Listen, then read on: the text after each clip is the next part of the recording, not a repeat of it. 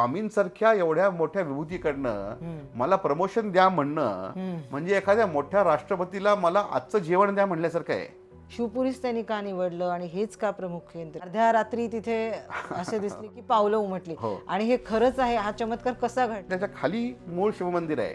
जे विद्यानगरचं शिवमंदिर होतं ते मूळ खाली आहे, त्याच्यावरती आत्ताच आपण शिवमंदिर उभं केलेलं आहे. म्हणजे स्वामींचं अक्कलकोटी येणं हे असं नुसतं अवतार कार्य नसून ह्या वैदिक पीठाची आपण म्हणू हो. त्याची पुनरुज्जागरण. कोणी आम्हाला शक्य अशक्य करतील वगैरे वगैरे अशा काहीतरी गोष्टी त्यांनी त्यांच्यावरती आपण आरोप स्वरूप लादलेले आहेत. त्यामुळे मग परंपरांवर जेव्हा टीका होते, धर्मावरती टीका होते, तर ते टीकाकारांचा दोष नाहीये.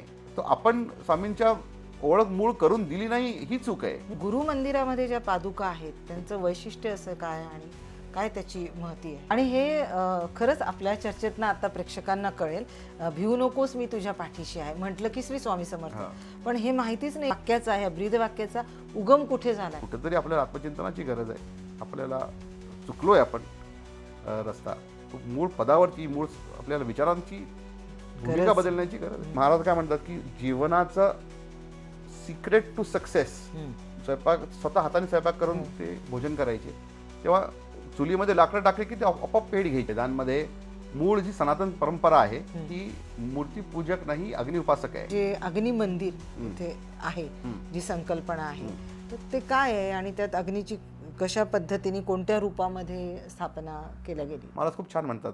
महाराज म्हणतात की पण त्या बाळाने पलटून आईला म्हणलं काही मला विष दे, तर आई देईल का?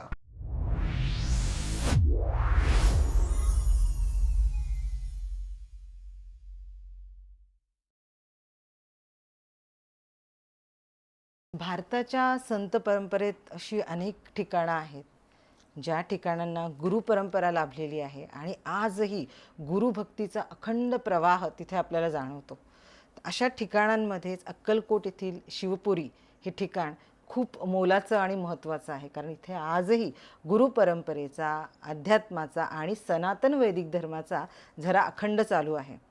गुरुपरंपरा म्हणजे आपल्याला आता असा प्रश्न येईल, अक्कलकोट म्हटलं की श्री स्वामी समर्थ महाराज हे सगळ्यांना माहिती आहे. स्वामी समर्थ महाराज परंपरेमध्ये श्री बाळप्पा महाराज आहेत, चोळप्पा महाराज आहेत, त्यांच्या प्रमुख शिष्य सुंदराबाई आहेत.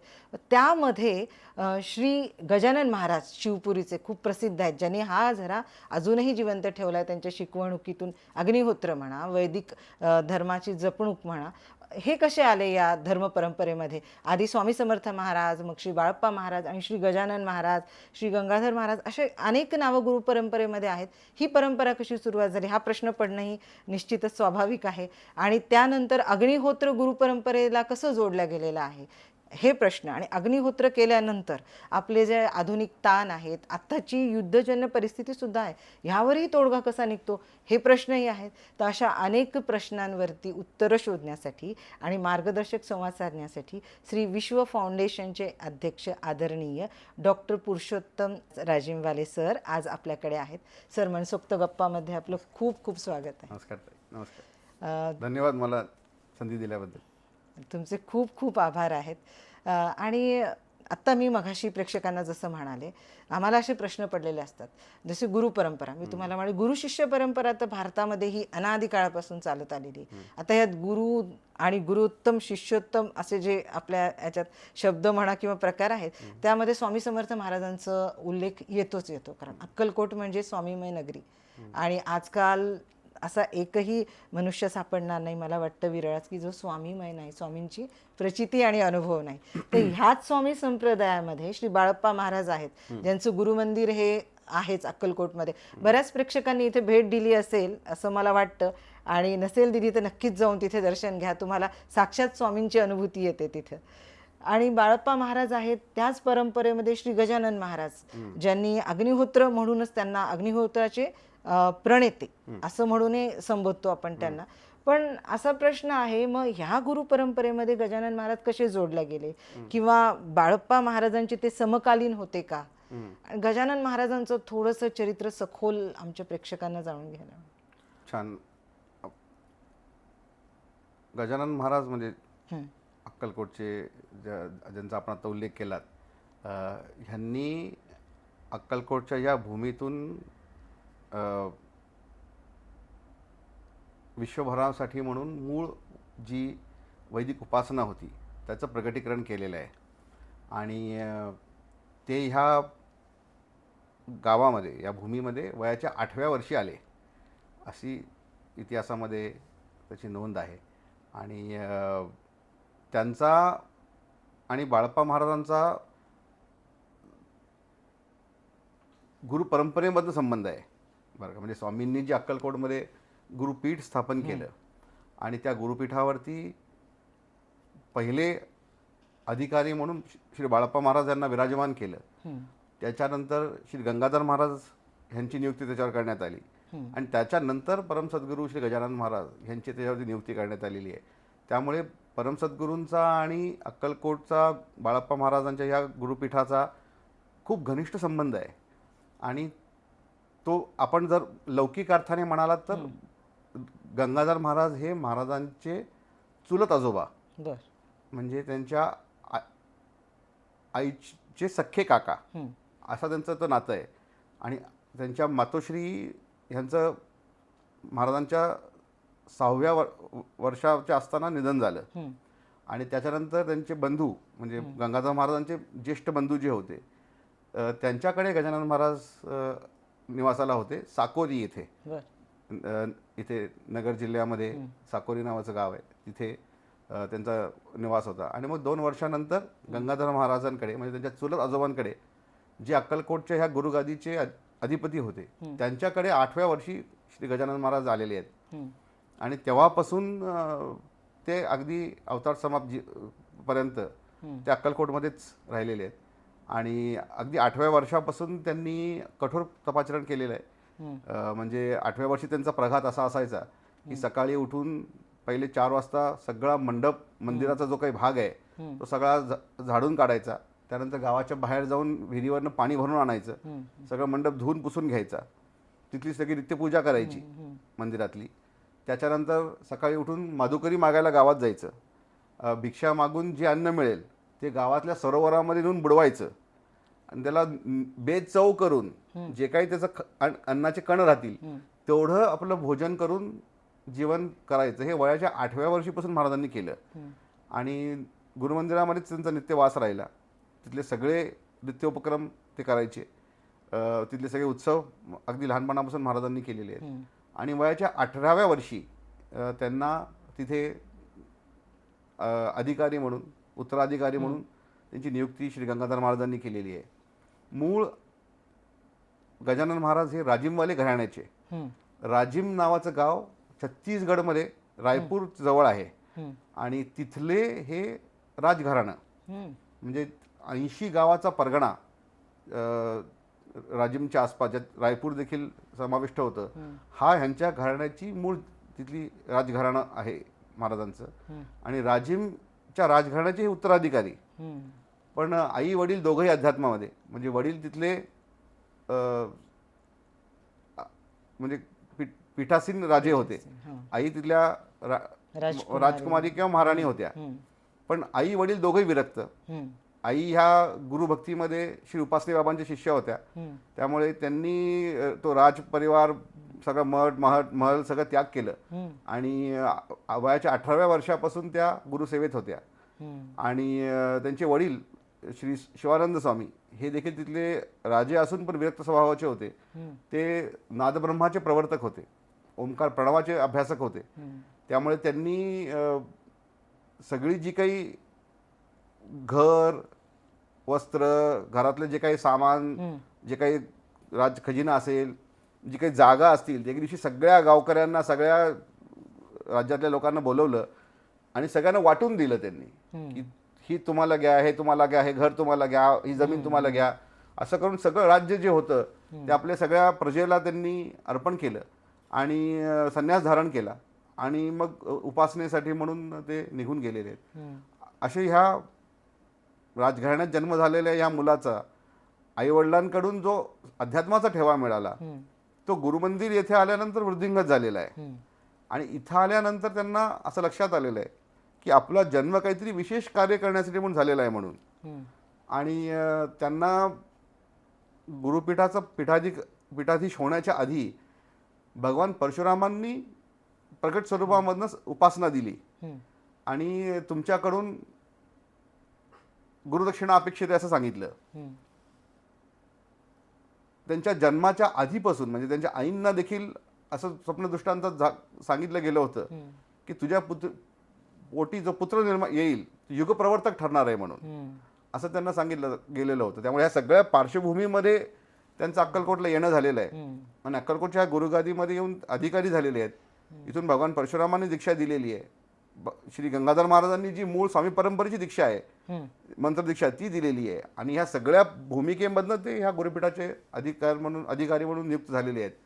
आणि त्यांच्याकडून भगवान परशुरामांनी मग गुरुदक्षिणा अपेक्षित केलेली आहे. हम्म. मग त्यांनी काय दाखवलं की त्यांना दृष्टांतामध्ये असं दाखवलेलं आहे की 4 श्वान आहेत, हम्म. अगदी मरणासन नाहीत, म्हणजे अगदी आता कधीही त्यांचा जीव जाईल हम्म. इतक्या हलाखीची अवस्था त्यांची आहे, कृश झालेले आहेत हम्म. आणि अन्न पाण्या वाचून अगदी तरसलेले आहेत आणि मरणासन्न आहेत. आणि मग भगवान परशुरामांनी दाखवलंय की सांप्रत धर्माची ही अवस्था आहे म्हणून आता, की मानव धर्माची ही अवस्था आहे. कारण तुम्ही विचार करा की जो काळ त्यांच्या या सुरुवातीच्या जीवनाचा आहे तो पहिल्या महायुद्धाच्या नंतरचा काळ आहे. जगभरामधनं त्राही होती आहे, युद्धजन्य परिस्थिती सततची आहे. भारत हा गुलामगिरीमध्ये आहे, ब्रिटिश राजवटीमध्ये आहे. जगभरामधनं कॉलनायझेशन्स होत आहेत. जुन्या ज्या काही परंपरागत भूमिका आहेत त्या सगळ्या नष्ट केल्या जात आहेत आणि एक अत्यंत अशी भीषण अशी परिस्थिती आहे. दुसरं महायुद्धाच्या पूर्वतयारीची ही वेळ आहे आणि ह्या सगळ्या कोलाहल जगभरामधनं होत असताना सगळीकडून अंधकार दिसतोय मानव समाजासमोर. कुठूनही याच्यातनं प्रकाश मिळेल, कुठूनही काहीतरी मार्ग निघेल असं दिसत नाही आहे. आणि ते दर्शन भगवानांनी महाराजांना करून दिलं आहे की धर्माची म्हणजे मानव समाजाची, या प्रकृतीची जी लय म्हणतो आपण, कॉस्मिक ऑर्डर म्हणतो ना आपण, की एक लयबद्ध जीवन सृष्टीला अपेक्षित आहे, त्याची ही अवस्था आहे. मरणासन्न आहे ते आता. आणि आता त्याच्यामध्ये हस्तक्षेप नाही केला गेला तर मृत्यू होईल म्हणून, आणि सृष्टीची जी काही मानव संस्कृती ती लयास जाईल अशी त्यांना दर्शन दिलेलं आहे. आणि मग त्यांच्याकडनं अपेक्षा केलेली आहे की मग महाराज म्हणतात की आम्ही वेदांचं पुनरुज्जीवन करू, असं त्यांनी प्रतिज्ञा गुरूंच्या चरणी घेतलेली आहे.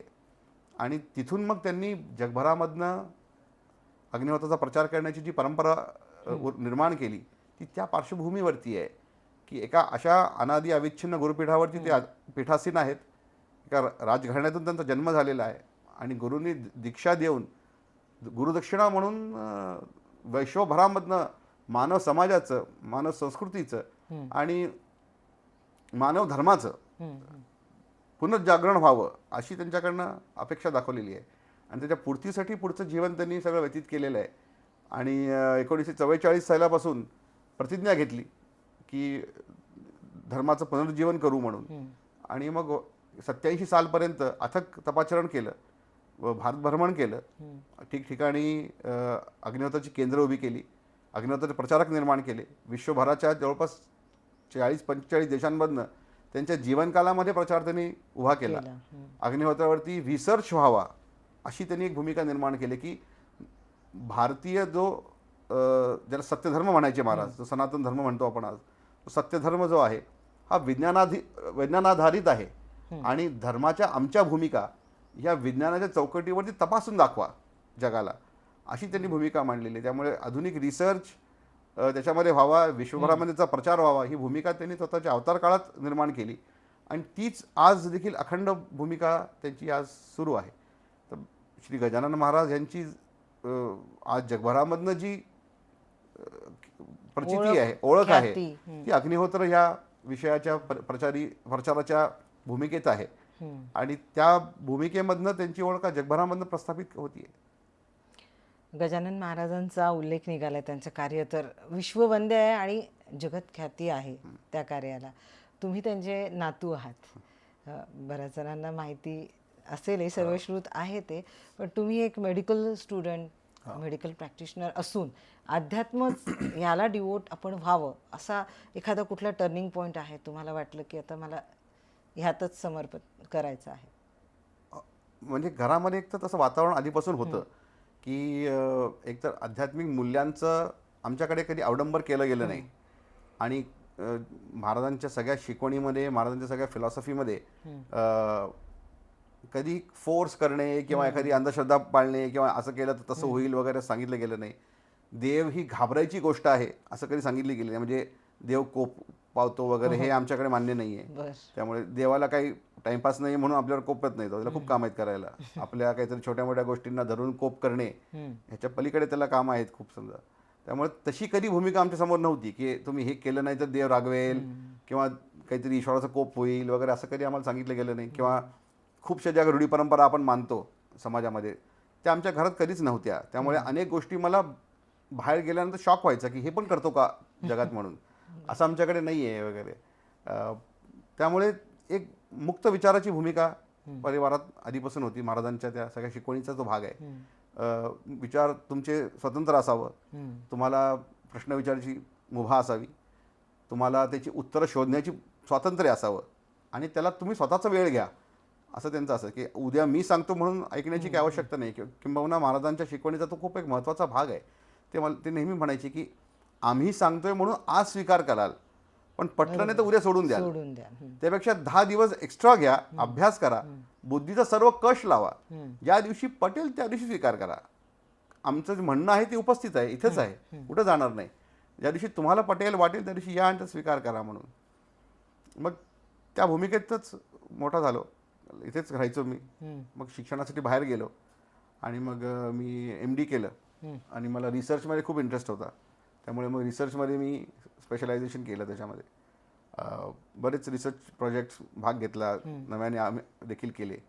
आणि घरामध्ये अग्निहोत्राचा प्रचार हे लहानपणापासून मी सहभागी होतो त्याच्यामध्ये.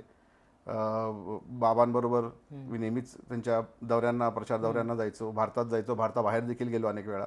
भारतातल्या अनेक प्रांतांमधनं गेलो, उत्तर असेल, दक्षिण भारत असेल, सगळी ठिकाणी त्यांच्यावर फिरलो. अगदी वयाच्या अगदी 9व्या 10व्या वर्षीपासूनच गेलो. सगळं माझं लहानपण जे होतं ते माझं आजी आजोबांकडे गेलं. म्हणजे मला जोपर्यंत महाराज अवतार काळात होते तोपर्यंत मला आईवडील माहीतच नव्हते. म्हणजे मी अगदी लहान असल्यापासून आजीकडेच होतो. आणि म्हणजे जेवण वगैरे त्याच म्हणजे महाराजांच्या बसून तिथं बसून जेवणे तिथे लहानपणापासून सवय तशीच होती. पण आपण म्हणाल तसं त्याच्याकडे ओढा लहानपणापासून होता, पण कमिटमेंट म्हणतो ना आपण, ती मला वाटते मला माझ्या वडिलांच्या आजारपणानंतर जास्त जाणवली. मला माझ्या वडिलांना ब्रेन ट्यूमर झाला, कॅन्सर झाला होता. आणि म्हणजे डिटेक्ट झाल्यापासून ते त्यांचा जीवन समाप्त होण्यापर्यंत 16 ते 18 महिन्याचा कालावधी गेला. आणि 51-52 वर्षाचं वय होतं त्यांचं. वय तसं काही फार नव्हतं, पण अर्ली डिटेक्ट झाला आणि तो नंतर काफी त्यांना तो पेनफुल झाला. मग त्याची सगळी ट्रीटमेंट जे म्हणतो आपण आज, रेडिएशन आणि हे सगळं त्यांना चालू होतं. आणि खूप त्यांना त्याचा त्रास होता असावा. आणि काफी पेनफुल होतं ते सगळं ट्रीटमेंट्स, कारण हॉस्पिटलाइज करावं लागायचं वेळोवेळी. आणि मग हेवी स्टिरॉइड्स वगैरे द्यावे लागायचे. आणि म्हणजे एक परिस्थिती अशी आली होती की त्यांना इतक्यांदा हॉस्पिटलाइज केलं होतं की हातामध्ये नंतर सुई लावायला जागा नव्हती. इतके पंक्चर वूंड झाले होते, निडल वूंड्स इतके झाले होते. मग नंतर मग सेंट्रल लाईन करू वगैरेपर्यंत आलं. मग ते सगळं खूप पेनफुल आहे ते. म्हणजे मी एक डॉक्टर आहे म्हणून मला माहिती आहे. आणि मी स्वतः बघितलं ते त्यांना सहन करताना. पण ह्या सगळ्या एवढ्या कालावधीमध्ये सहसा असं होतं ना की एखादी अडचण आल्यानंतर आपण आपल्या सगळ्या जीवनाला आणि आपल्या सगळ्या निर्णयांना कुठेतरी कोसतो की अरे असं कसं काय वगैरे. ह्या सगळ्या त्यांच्या कालावधीमध्ये एकदाही मी त्यांना, त्यांच्या वडिलांना किंवा गुरूंना, देवाला कधी कोसताना बघितलं नाही. आणि आम्ही नेहमी म्हणायचो की एवढा आपल्याला त्रास होतोय, आपण गुरूंना हाक मारावी. बरोबर आहे. आणि ते सर्वज्ञ आहेत आणि ज्याला आपण स्मर्तृगामी म्हणतो असे आहेत. म्हणजे तुमच्या स्मरण करण्याआधी ते तिथे उपस्थित आहेत अशी त्यांची ख्याती आहे. तर आपण त्यांना एकदा विनंती करू की ह्या त्यातून बाहेर काढा म्हणून. मग ते मला म्हणाले की आम्हाला हा त्रास होतो हे त्यांना माहिती आहे, ते बघतायत पण हस्तक्षेप करत नाही आहेत. याचा अर्थ त्यांना आत्ता त्यांच्या लीलेमध्ये हे अपेक्षित आहे की हे शारीरिक तपस आमच्याकडून घडावं म्हणून. ते म्हणाले मी त्यांना त्यांचा सादर स्वीकार करतो आणि त्यांच्या रचलेल्या नियतीला छेद द्या असं मी प्रार्थना कधीच करणार नाही, कारण ती भूमिका आमच्या परंपरेत नाही. त्यामुळे गुरूंनी जे दिलं ते आशीर्वाद म्हणून स्वीकारतो आणि त्याचा मी नतमस्तक होऊन स्वीकार करतो की जी आपल्याला आवडेल तसं करा.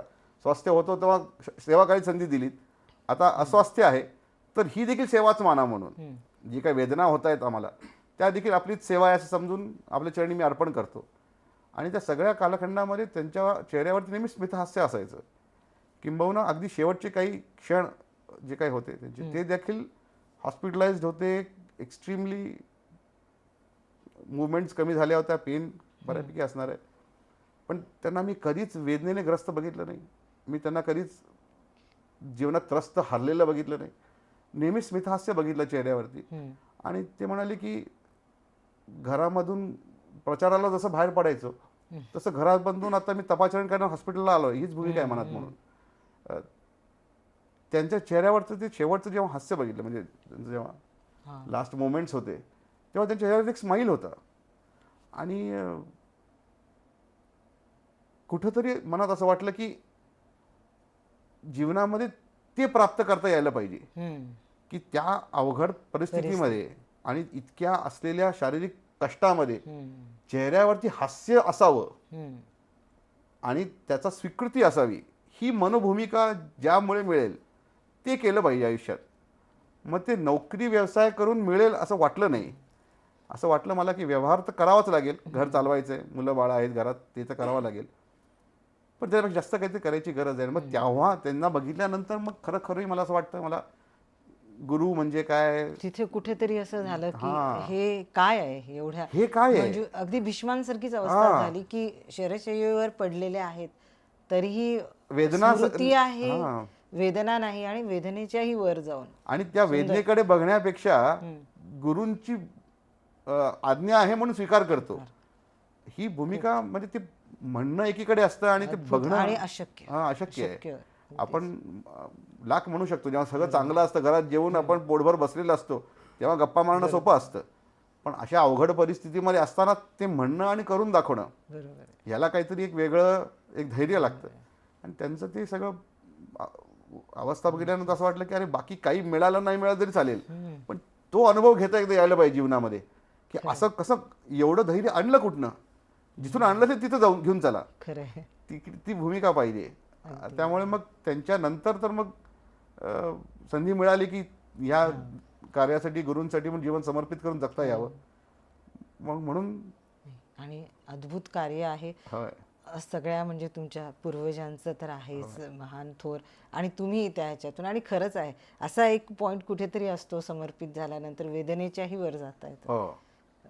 आणि दुसरं काय आयुष्यात खरं की एवढी, म्हणजे जसं आपण म्हणालात तसं की भीष्माला जेव्हा त्या शय्येवर असतील किंवा प्रभू हनुमानाला वाटत असेल विष्णू सहस्त्रनाम रचलं, म्हणजे काय ती भूमिका असेल आणि आता जे सांगतायत तुम्ही म्हणजे महाराज की आपल्याला बघता आलं पाहिजे साक्षी भावानी शरीराला.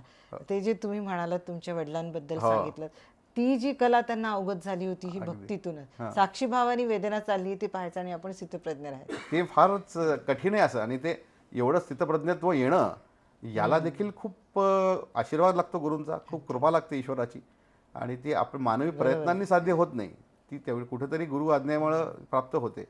आणि विचार असा आला की मग बाकी तर करूच, समजा जे लौकिक अर्थाने गरजेचं आहे मुलाबाळांसाठी तर करूच या, पण जीवनामध्ये गुरुसेवेपेक्षा दुसरं काही थोर दिसलं नाही. आणि गुरूंची आमच्या जी इच्छा होती की लोककल्याण म्हणजे आमची सेवा, मग त्याच्यामध्ये कार्यरत राहा असं म्हणाले, मग ते करतोय आता एवढं. ह्या गुरुशिष्य परंपरेमध्ये आता तुम्ही आहात, ह्या परंपरेत जोडल्या गेल्या, म्हणजे ही स्वामी समर्थांपासून चालत आलेली असंच म्हणू आपण, तीच परंपरा आहे अगदी. आणि खूप अद्भुत. आता तुम्ही गजानन महाराजांचं सांगितलंच आहे, शिवपुरी इथलं कार्य. शिवपुरीबद्दल आपण बोलतो, आता मी आले आणि ते पाहिले, अगदी भारावून टाकणारं चैतन्य आहे. चैतन्याला काही नावच नाहीये त्या, अगदी म्हणजे अनुभवातून जे आहे ती प्रचिती येते असं म्हणू त्या गोष्टीची. पण शिवपुरी हे जे ठिकाण आहे, शिवपुरीच त्यांनी का निवडलं आणि हेच का प्रमुख केंद्र, ही थोडी उत्सुकता आहे. कसं आहे, त्याचा इतिहास खूप जुना आहे. ही भूमी का म्हणजे प्रामुख्याने सांगतो. मूळ गुरुपरंपरा ही भगवान दत्तात्रयापासून सुरू झाली. म्हणजे भगवान दत्तात्रेय हे आदिगुरु मानले जातात आणि त्यांच्यापासून अखंड गुरु परंपरांची सुरुवात झाली. हम्म. आणि त्यांच्या गुरु परंपरेमध्ये हां. जी मूळ वैदिक उपासना होती, जी निर्गुणाची उपासना आहे, त्याचं प्रचलित परंपरा आहेत ह्या. म्हणजे गुरुपासून शिष्याने उपासना शिकायची आहे आणि मग ती जीवनात पुढे पुढे न्यायची आहे, अशी ती भूमिका आहे. त्यामुळे ह्या परंपरांमधनं ती जी मूळ वेदांना अपेक्षित निर्गुणाची उपासना आहे, जी अग्नीची उपासना आहे, ह्याचा अखंड योग राहिलेला आहे. आणि तो विश्वभरामधनं प्रचारित व्हावा याच्यासाठी म्हणून भगवानांनी स्वतः अनेक वेळेला अवतार धारण केलेले आहेत. किंबहुना त्यांच्या गुरुपरंपरांच्या माध्यमातून तर अखंड कार्य सुरूच आहे. म्हणजे आपण म्हणतो तसं की भगवान दत्तात्रयांनी 3 अवतार धारण केले, म्हणजे श्रीपाद, श्रीवल्लभ, नरसिंह सरस्वती आणि आधुनिक काळामध्ये मग श्री स्वामी समर्थ या स्वरूपामध्ये. असे 3 वेगवेगळ्या स्वरूपामध्ये स्वतः चिरंजीव असलेल्या भगवान दत्तात्रयांनी वेगळं स्वरूप धारण केलं आहे, मानव स्वरूप धारण केलेलं आहे. आणि धर्माला आणि उपासनेला पूर्वपदावर आणलेलं आहे असं म्हणूया आपण. बरोबर. जिथं कधी मानव भरकटतो तेव्हा त्याला मूळ पदावर आणण्याचं काम केलेलं आहे. मग प्रभू श्री राम असतील, प्रभू श्री कृष्ण असतील, ह्यांना देखील उपासना दिलेली आहेत, ह्यांची देखील दीक्षा दिली गेलेली आहे. बरोबर. म्हणजे भगवान कृष्णाने तर गिरनारमध्ये जाऊन भेट घेतली प्रभूंची, श्री गुरूंची, अशी म्हणजे नोंद पण आहे. आणि म्हणजे ही जी काही परंपरा उपासनेची आहे, गुरूंच्या या भक्तीची आहे, ही अखंड सुरू राहण्यासाठी म्हणून एक प्राचीन गाव निवडलं गेलं होतं, ज्याला विद्यानगर असं नाव होतं. या विद्यानगर काय होतं, जी दीक्षाभूमी होती. आणि या गावाचं वैशिष्ट्य असं होतं की ह्या गावामध्ये आई जगदंबेचं प्रगट स्वरूप होतं, जी सृष्टीची सृजनशक्ती मानली जाते, त्याचं इथे नित्य अस्तित्व होतं, असं त्या गावाची विशेषता होती. आणि त्या गावामध्ये शिव आणि शक्ती या दोन्हीही ऊर्जांचं एकत्रीकरण होतं. अशी ती अनोखी भूमी होती विद्यानगर नावाची. आणि त्या भूमीतून संत, महंत, प्रेषित, अवतार, योगी यांना दीक्षा दिली जायची, अशी ती दीक्षाभूमी म्हणून ते गाव होतं. आणि अत्यंत प्राचीन, अत्यंत महत्त्वाचं असं ते गाव होतं. आणि सरस्वती नदीच्या तीरावर वसलेलं ते असं गाव होतं. आणि त्या गावातून विश्वभरामधनं, ज्याला आपण वैदिक धर्म म्हणतो किंवा वैदिक विचार म्हणतो, यांचा प्रचार केला जायचा. कारण जे येऊन दीक्षा घेऊन जायचे त्यांना कार्य तेच होतं की यायचं आहे, इथे येऊन दीक्षा आपण ग्रहण करायची आहे, आणि मग श्री गुरूंना अपेक्षित जे काम आहे की समस्त मानव समाजाचं कल्याण होईल, अशी भूमिका घेऊन जगात आपण वावर करायचा आहे. त्याची सुरुवात इथे ह्या विद्यानगरमधनं व्हायची. मग जेव्हा भगवान दत्तात्रयांनी शेवटचा अवतार धारण केला श्री स्वामी समर्थ या स्वरूपाचा, तेव्हा भारतभर भ्रमण केलं, अनेक ठिकाणी त्यांनी प्रवास केला, आणि सगळ्यात शेवटी त्या प्राचीन भूमीतून परत निवास केलेला आहे. म्हणजे अक्कलकोट ह्या गावचं मूळ नाव विद्यानगर. आणि अक्कलकोट हे काय, मला वाटतं फारसी किंवा अरबी नाव असावं, किंवा पश्तू किंवा ह्या कुठल्या तरी स्वरूपाचं नाव आहे. अक्कलकोट हे त्या भागात गावांना म्हटलं जातं. आपण ज्याला नगर म्हणतो, की एखादं गाव असणं, त्याला कोट म्हणतात. ते शहाकोट वगैरे गावं असतात. सियालकोट नावाचं गाव पाकिस्तानात आहे, अशा स्वरूपाचं ते नाव असतं. आणि तिथं एखादा किल्ला असतो, मग ते धरून त्याला ते गाव असलेलं असतं. तर अक्कलकोट या नावाचा अर्थ काय? अक्कल म्हणजे काय? ज्ञान, शहाणपण, ज्ञान समजा, अक्कल येणे किंवा ज्ञान येणे समजा, किंवा कोट म्हणजे गाव समजा. म्हणजे त्याला मग मध्य काळामध्ये प्रज्ञानगर म्हणलं कोणीतरी, प्रज्ञापूर विद्येचे. मग ते म्हणलं, कोणाला वाटलं नाही प्रज्ञापूर गाव असेल, प्रज्ञापूर नाही, विद्यानगर नाव आहे. अक्कलकोट त्याचं आधुनिक काळातील वेगळ्या भाषेतील स्वरूप आहे समजा. मग अक्कलकोट येथे येऊन श्री स्वामींनी निवास केलेला आहे, आणि इथे येऊन ह्या प्राचीन भूमीला पुनर्जागृत केलेलं आहे. आणि जिथे गुरुपीठ स्थापन करावं म्हणून बाळाप्पा महाराजांना सांगितलेलं आहे, ती जागा कुठली आहे? ती जागा जगदंबेच्या मूळ प्रगट स्थान अवस्थेची जागा आहे ती, जिथे आज गुरुमंदिर उभं आहे. गुरुमंदिर बाळाप्पा मठ म्हणून जो उभा आहे, तो बाळाप्पा मठ हा गुरु परंपरेचं स्थान तर आहेच आहे, जिथे स्वामींच्या सगळ्या निजवस्तू ठेवलेल्या आहेत. स्वामींचं नित्य वास तिथे आहे, पादुकांच्या स्वरूपात प्रगट त्यांनी दर्शन दिलेले आहे. स्वामींच्या मूळ सगळ्या खडावा, सगळ्या त्यांचं त्यांनी रुद्राक्ष दिलेलं आहे. पण जगदंबा म्हणजे मग तिथे देवीचंही स्थान देवीचं स्वरूप आहे. आणि हो, आजही आहे. कुठलीही देवी म्हणजे ही मूळ जगदंबेचं स्वरूप. जगदंबेचं बाळप्पा मठात हो, बाळप्पा मठाची जागाच ती निवडली गेली. कारण आतमध्ये मूळ आईंचं मंदिर होतं खाली, आणि त्याच्यावरती हे मंदिर आज उभं केलेलं आहे. आणि मला वाटतं बाळप्पा महाराजांनी समाधी तिथेच आत घेतली, गाभाऱ्यातच गर्भगृहात. घेतलेली आहे. आणि जिथे मातेचं स्थान आहे. आईचं जिथे स्थान आहे ना, तिथेच समोरच त्यांनी समाधी घेतलेली आहे. बरं. आणि ती जागा पुनर्जागृत करावी हम्म, अशी स्वामींची इच्छा होती की गुरुपीठ स्थापन करावा. कुठे स्थापन करावं? हम्म. जिथे आईंचं प्रकट स्थान आहे तिथे ती स्थापन करावं अशी ती भूमिका आहे. त्यामुळे गुरुमंदिर हे काय आहे? गुरूंचं स्थान आहे, स्वामी समर्थांच्या नित्य वास्तव्याचं स्थान आहे, त्यांच्या गुरुपीठाचं स्थान आहे. हे नक्की हे आधुनिक काळात ओळख झाली त्याची. पण त्याची जी प्राचीन ओळख आहे ती मूळ काय आहे की साक्षात जगदंबेचं पीठ आहे, ते शक्तिपीठ आहे गुरुमंदिर. आणि तिथून सृजन करणारी शक्ती मिळते असं म्हणलेलं आहे की त्यामुळे सृजनाची भूमी आहे, ती ताकद आहे त्या भूमीमध्ये. कारण तिचा आशीर्वाद जी प्रकृती स्वरूप म्हणतो आपण, तिचा आशीर्वाद तिथे लाभतो असं म्हटलेलं आहे. अनेक लोकांना तिथे आईंचं दर्शन झालेलं आहे. अनेक भक्तांना आईंनी तिथे कुमारी स्वरूपात दर्शन दिलेलं आहे, प्रकट स्वरूपात दर्शन दिलेलं आहे, महाराजांना दर्शन दिलेलं आहे. म्हणजे आजही हो, आजही म्हणजे आजही तुम्ही गुरुमंदिरात जर कधी गेलात तर फरशीवरती जे काही आपल्याला प्रगट पादुका दिसतात त्याच्यामध्ये सिंहाचे पाय आहेत. कारण सिंहारूढ असलेल्या जगदंबेचं तिथं अस्तित्व असल्यामुळे तिथे आज मी तुम्हाला कधी फिरून दाखवीन. आता त्या श्रद्धा अंधश्रद्धा तुम्ही काय म्हणाल ते नाही, मी ह्या प्रश्नावर येणारच होते. सांगितलं खूप मध्ये प्रसिद्ध झालं होतं तुम्ही, म्हणजे तो असा काहीतरी एक म्हणजे घटना म्हणून चमत्कार होती. तुम्ही फरशी बदलायला घेणार होता मठातली आणि अर्ध्या रात्री तिथे असे दिसली की पावलं उमटली. आणि हे खरंच आहे. हा चमत्कार कसा घडला? तर आपण गुरुमंदिरात बघितलं तर तिथं आजही सिंहाचे आहे पदकमल दिसतात तिथे. आणि ज्यांनी कधी म्हणजे मी अनेक वेळेला व्याघ्र प्रकल्पांमध्ये खूप भेटी दिल्या. कारण WWF नावाची संस्था आहे, त्यांच्याबरोबर मी कामं करायचो तेव्हा तिथे त्यांचे व्याघ्र प्रकल्पांना भारतात खूप भेट दिली. त्यामुळे पगमार्क्स ज्याला म्हणतो आपण, सिंहाचे किंवा वाघाचे पगमार्क्स जे असतात ते बऱ्याच वेळा बघितलेले आहेत मी. त्यामुळे इथे ते जेव्हा दिसतात तेव्हा ते आयडेंटिफाय होतात आणि तो येतो परत त्याच्याकडे नंतर. आणि मग दुसरी ह्या गावची जी ओळख आहे की इथे साक्षात शिवाचं प्रकट स्थान आहे. म्हणजे शिव आणि शक्ती हे जे काही प्रकृती पुरुष किंवा पॉझिटिव्ह निगेटिव्ह yin yang दोन्ही आणि बॅलन्स, याचा बॅलन्स असावा आणि इथून सृजन व्हावं अशी ती जी काय भूमिका आहे. त्याचं शिवस्थान हे शिवपुरी आहे. त्यामुळे गावामध्ये जर गुरुमंदिरामध्ये आईंचं स्थान असेल तर शिवपुरीमध्ये शिवस्थान आहे आणि ते प्रगट स्वरूपामध्ये भगवान शिवांचा निवास आहे.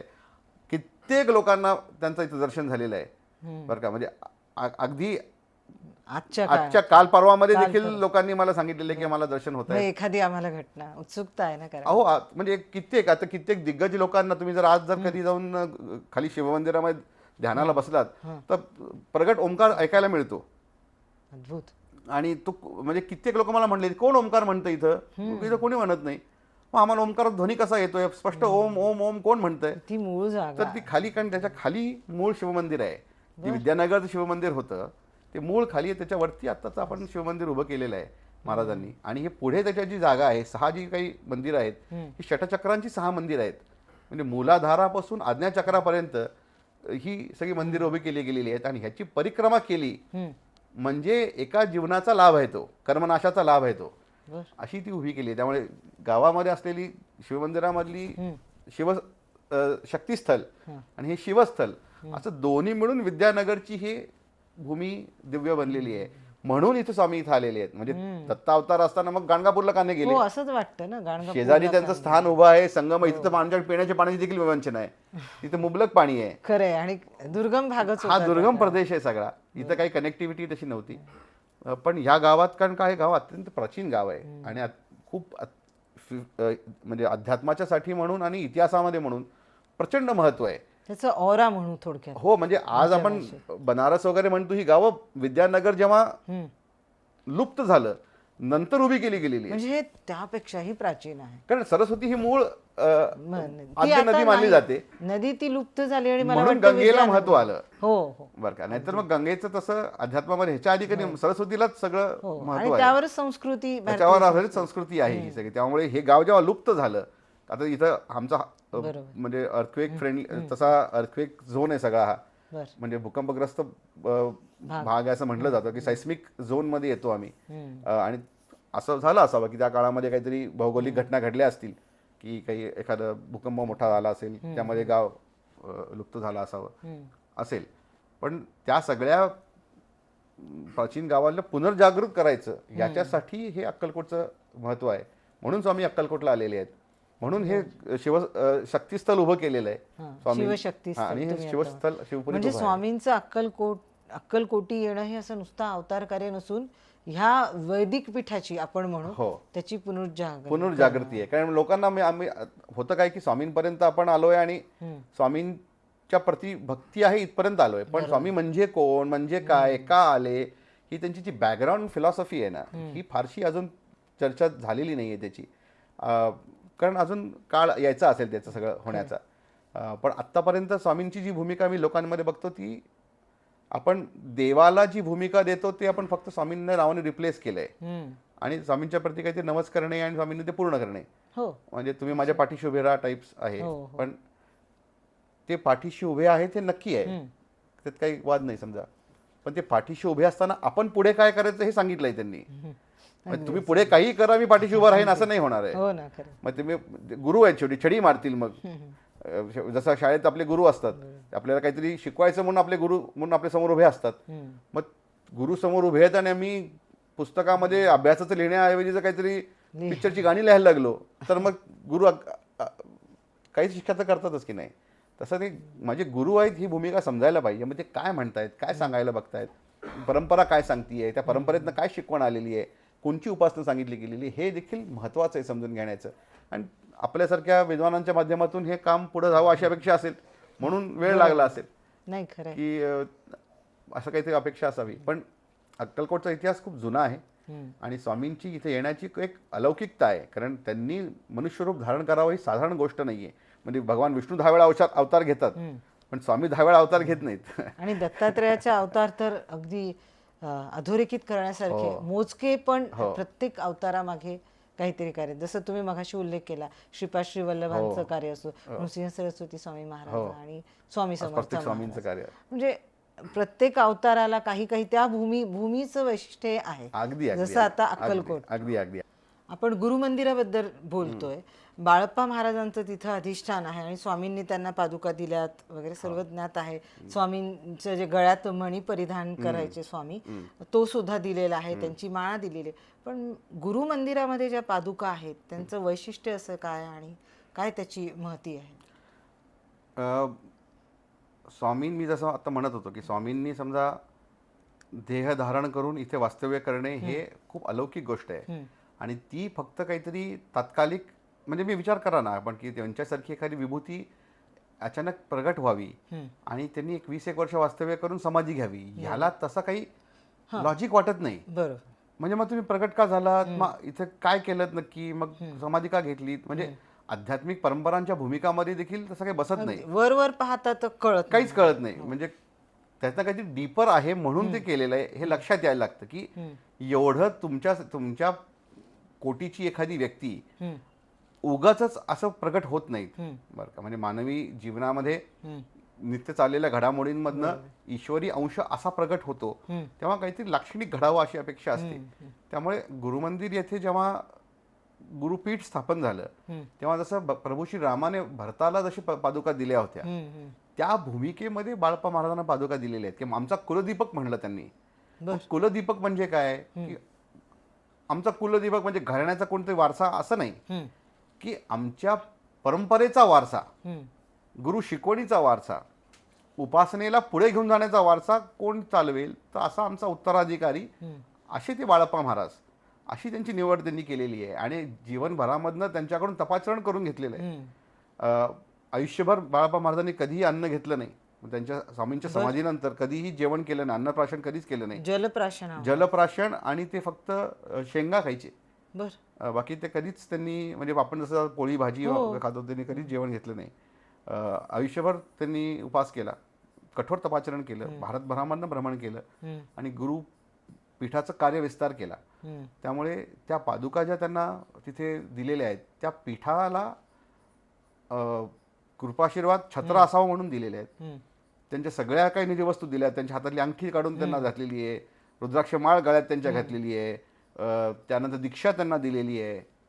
त्यानंतर त्यांचा दंड कमंडलू सगळं आणि त्यांच्या तो हातात. कंठ मणी पण एक तो असायचा. रुद्राक्ष आहे, एकमुखी रुद्राक्ष रुद्राक्ष आहे आहे तो तो त्यांना दिलेला आहे. या सगळ्या त्यांच्या ज्या निजी वस्तू आहेत ते त्यांनी पीठासाठी म्हणून दिलेल्या आहेत. मग पीठासाठी म्हणून म्हणजे काय, जे ह्याच्या आधीची जी काही मोठी शंकराचार्यांचं पीठ असेल, हो. अशी जी काही गुरुपीठ उभे राहिलेले आहेत ना, त्यांना ह्या भूमिकेतून बघायला पाहिजे की हे गुरुपीठ काय आहे आता, की विश्वभरामधनं सांप्रत वेद धर्माची जी काही मृतावस्था होती, लोककल्याणाचा जो काही एक मार्ग संपत चाललाय असं वाटत होतं, की मानवी संस्कृती विलयास जाईल का काय, अशी जी काही परिस्थिती आली होती त्याला आता पूर्णत्वाकडे उलटीकडे न्या आणि विश्वमानवाचं संपूर्ण कल्याण होईल याची खात्री निर्माण करा, अशी भूमिका निर्माण करा, अशी समाजामध्ये आपण प्रचार असा उभा करा, अशी त्यांची ती भूमिका आहे. आणि महाराजांनी म्हणलेले की ती कशी पाहिजे, की सुख समृद्धी व शांतीचे साम्राज्य प्रस्थापित व्हावे बर. आणि आशेष प्राणीमात्राचे कल्याण व्हावे, अशी भूमिका पाहिजे. अशी परिस्थिती निर्माण पृथ्वीवरती करायची आहे. जणू पृथ्वीवरती स्वर्ग निर्माण करायचा आहे, अशी तुम्ही धर्माकडून अपेक्षा आहे, अशी त्या पीठाकडून अपेक्षा आहे. आणि त्या नात्याने हे गुरुपीठ स्थापन झालेलं आहे. म्हणजे स्वामी आज आपण बघतो तेव्हा जितकं लांब लांब लांब जाऊन बघतो ना थर्ड पार्टी, तेव्हा लक्षात येतं की केवढा मोठा हा त्यांचा कार्याचा विस्तार आहे. म्हणजे आज जेवढी स्वामींची आपल्याला प्रचिती आहे किंवा त्यांना माहिती जेवढी आहे ना, ती खूप अल्पशी आहे. बरं काय, त्यांची माहिती आपल्याला यत्किंचितही नाही आहे. कुठेतरी समस्यांचं निराकरण करणारी ऊर्जा एवढीच भूमिका घेतली आहे आपण त्यांची. पण एक लार्जर ग्लोबल विजन आहे त्यांचं. प्रत्येक व्यक्तीपर्यंत कल्याणकारी आमची वाचा पोहोचवा, अशी त्यांची भूमिका आहे. प्रत्येकाला उपासना शिकवा, अशी भूमिका आहे. विश्वभरामधनं प्रत्येकाला शांती सुख समृद्धी मिळावी, अशी ती भूमिका आहे. एक लार्जर दॅन लाईफ विजन घेऊन काम करा, अशी त्यांची ती भूमिका आहे. ज्याला भुकेला असेल त्याला अन्न द्या, अशी त्यांची आज्ञा आहे. की म्हणून आपल्याकडे अन्नदान चालू आहे. गुरुमंदिरात आपण कधी गेला असाल हो, नेहमी असतं. तर ती स्वामींपासून सुरू असलेली परंपरा आहे की आमच्या येणाऱ्या भक्तांच्या भाकरीची व्यवस्था करा. म्हणजे जो भुकेला असेल त्याला अन्न द्या, जो व्याधीत असेल त्याला औषध द्या, ज्याला शिक्षण घ्यायचं त्याला शिक्षणाची संधी उपलब्ध करून द्या, असं त्यांचं एक लार्जर विजन आहे. बरं का. आणि तो अजून म्हणावा तसा चर्चेला गेलेला नाही. स्वामींकडे बघण्याची भूमिका खूप संक्षिप्त आहे आता, की एक विश्वमानवाच्या 360 डिग्री विचारांमधनं परिवर्तन व्हावं. त्याला महाराज म्हणाले की संपूर्ण वैचारिक क्रांती व्हावी, अशी आमची भूमिका आहे. म्हणून त्यामुळे स्वामींपासून ते जे कार्य सुरू झालेलं आहे त्या गुरुपीठाच्या माध्यमातून, त्या पादुकांच्या आशीर्वादाने आज विश्वभरामधनं त्याचा प्रचार होतोय. त्यामुळे ती एक आध्यात्मिक, ऐतिहासिक, सांस्कृतिक अशी ती एक नवी एक परंपरा विकसित होती. हा विचारधारा विकसित होती. आणि मूळ स्वामीपीठ असं म्हणता येईल, कारण स्वामींची, जसं तुम्ही बाळप्पा महाराजांचा मगाशी उल्लेख केला, स्वामींची जी निशाणीच म्हणून त्यांच्या काळात होते, स्वामींची निशाणी जशी स्वामी सुतांना त्यांनी दिली होती ना, जोळी, आणि तशी जी निशाणी त्यांची काही दिली होती स्वामींनी वापरलेल्या वस्तू म्हणा किंवा. आणि बाळप्पांना सांगितलंच होतं मी इथे पीठासीन आहे, साक्षात स्वामींची प्रचिती येते असं म्हणू आपण. अगदी. आणि ह्या उपर त्यांना म्हणजे भिवू नकोस हे जे काही वाक्य आहे हे बाळप्पा महाराजांना दृष्टांतामध्ये दिलेला आशीर्वाद आहे तो. आणि हे खरंच आपल्या चर्चेतनं आता प्रेक्षकांना कळेल. भिवू नकोस, मी तुझ्या पाठीशी आहे म्हटलं की श्री स्वामी समर्थ, पण हे माहितीच वाक्याचं आहे, ब्रीद वाक्याचा उगम कुठे झालाय. आणि बाळप्पा महाराजांना ते दृष्टांत पडला आणि मग कळालं. हे आता अगदी नवीन आहे. बरं, बाळप्पा महाराज म्हणजे स्वामींच्या समाधीनंतर बाळप्पा महाराजांना जीवन असह्य झालं. ते म्हणाले की गुरूंशिवाय जगणं मला शक्य नाही, मी आत्मत्याग करतो म्हणून. आणि मग त्यांनी ठरवलं होतं की आत्मत्याग करायचा म्हणून. आणि मग त्या दिवशी रात्री स्वामींनी त्यांना दृष्टांत दिलेला आहे की या पादुकांच्या माध्यमातून आम्ही साक्षात तुझ्या समोर नित्य वास्तव्यास आहोत आणि भिवू नकोस, आम्ही तुझ्या पाठीशीच आहोत म्हणून. त्यामुळे मग तो त्यांना स्वप्न दृष्टांतात दिलेला आशीर्वाद आहे. आणि लोक म्हणजे सगळ्यांनाच झाला तो अर्थात बाळप्पा महाराजांच्या माध्यमातून आपल्याला ते. भगवान कृष्णाने गीता सांगितली की अर्जुनाला एकट्याला सांगितली नाही, सगळ्यांसाठी सांगितली. तसं ते त्यांच्या माध्यमातून सगळ्यांना गेला. पण तो ज्या डिसिप्लिननी बाळप्पा महाराजांनी जीवन व्यतीत केलं, ज्या कम्प्लीट डेडिकेशनमध्ये राहिले, कमिटमेंटमध्ये राहिले, श्रद्धा, भक्ती, सेवा ह्या शब्दांचा अर्थ त्यांनी जगून दाखवला. मग ती आशा त्यांच्या सगळ्या भक्तांकडून त्यांना आहे. खरं. मग जसं त्यांच्या सगळ्यांच्या पाठीशी ते जर उभे असतील तर मग पुढे आपण त्या भूमिकेत जगावं अशी त्यांची अपेक्षा आहे की आपण पुढे मग स्वैराचार नाही करू शकत. हो. काही करतोय, काही बोलतोय, कसंही वागतोय, असं आणि नाही करू भक्तीही करतोय. शकत. भक्ती म्हणता येतच नाही त्याला. मग तो स्वार्थच होतो. हो. आणि मग जसं आम्ही नेहमी म्हणतो की गुरुपरंपरा गुरुमंदिराची एक वेगळी संस्कृती आहे आणि ती संस्कृती आम्ही लहानपणापासून शिकलो, ती त्याच्यातच जगलो. म्हणजे आज जगभरामधनं अग्निहोत्र करणारे जितके लोक आहेत ना, ती त्या संस्कृतीचाच पुढे पुरस्कार करतायत. बरं. आणि त्याच्यामधनं त्याला भेद देता येत नाही, त्याला छेदही देता येत नाही. ती गुरुपरंपरेतील स्वामींपासून सुरू असलेली गुरुमंदिराची संस्कृती आहे. संस्कृत. ती कशी आहे? ती सेवेची भूमिका आहे. ती धर्माला अभ्यासातून समजून घेण्याची भूमिका आहे. ती अंधविश्वासाला मानणारी भूमिका नाही आहे. ती कुठल्याही प्रकारचा भेदभाव मानणारी भूमिका नाही आहे की आपला परका, हा समाज तो समाज ही मानणारी भूमिका नाही आहे. ती विश्वाला एकत्र बघायची ती तो वारसा मिळालेला आहे. त्यानंतर शक्य तितकी आपण समाजाची सेवा करावी हा वारसा त्यातून आहे. त्यामुळे आज अग्निहोत्र प्रचारक म्हणणारे जे काही लोक आहेत, अग्निहोत्र आचरण करते जेवढे लोक आहेत, बरोबर. ते याच भूमिकेत जगतायत. आणि अग्नीची क्षमता इतकी प्रखर आहे की ती संस्कृती तो तुमच्या मनामध्ये उत्पन्नच करतो. तुम्ही नित्य अग्नि उपासना करत राहिलात की ती भूमिका आपल्या आप तुमच्या हृदयामध्ये प्रगट व्हायला लागते आणि तुम्ही वागा बोलायला तसे लागतात. त्यामुळे मग ह्या माध्यमातून स्वामींना समजून घेण्याची गरज आहे असं मला वाटतं की कुठेतरी आपण स्वामींना खूप सुपरफिशियल समजलं, खूप टेम्पररी काहीतरी त्यांना केलेलं आहे आपण. आणि आपल्यामध्ये असलेल्या जे काही कमकुवतपणा आहे तो त्यांच्यावर लादला आहे आपण. आणि काहीतरी आम्हाला शक्य अशक्य करतील वगैरे वगैरे अशा काहीतरी गोष्टी त्यांनी त्यांच्यावरती आपण आरोप स्वरूप लादलेले आहेत. त्यामुळे मग परंपरांवर जेव्हा टीका होते, धर्मावरती टीका होते, तर ते टीकाकारांचा दोष नाही आहे. तो आपण स्वामींच्या ओळख मूळ करून दिली नाही ही चूक आहे. म्हणजे स्वामींनी असं कुठेही, आता तुम्ही म्हणताय तसं अशक्य ही शक्य करतील स्वामी आजकाल म्हटलंच जातं, स्वामींच्या बाबतीत आहेच. हे स्वामींनी कुठेही असं म्हटलेलं ज्ञात नाही. म्हणजे स्वतःहून स्वतःसाठी जे तुम्ही मगाशी म्हणाला, अशी काव्य स्वामींनी केलेली नाही आहेत कुठली त्यांच्या अवतार काळामध्ये. आणि अशक्य शक्य करण्या एवढी क्षमता तर जन्मतः आपल्याला दिलेलीच आहे ना. म्हणजे मानव जन्म मिळतो म्हणजे आपल्याकडे, मी म्हणलं ना, कलियुगाचं महात्म्य किती आहे बघा. की लोक काय म्हणतात, कलियुगाचं महात्म्य असं आहे की आपण देवाला विसरलो. कलियुगाचं महात्म्य देवाला विसरणं नाहीये. कलियुगाचं महात्म्य हे आहे की आपण देव आहोत हे विसरलो. आपण देव आहे.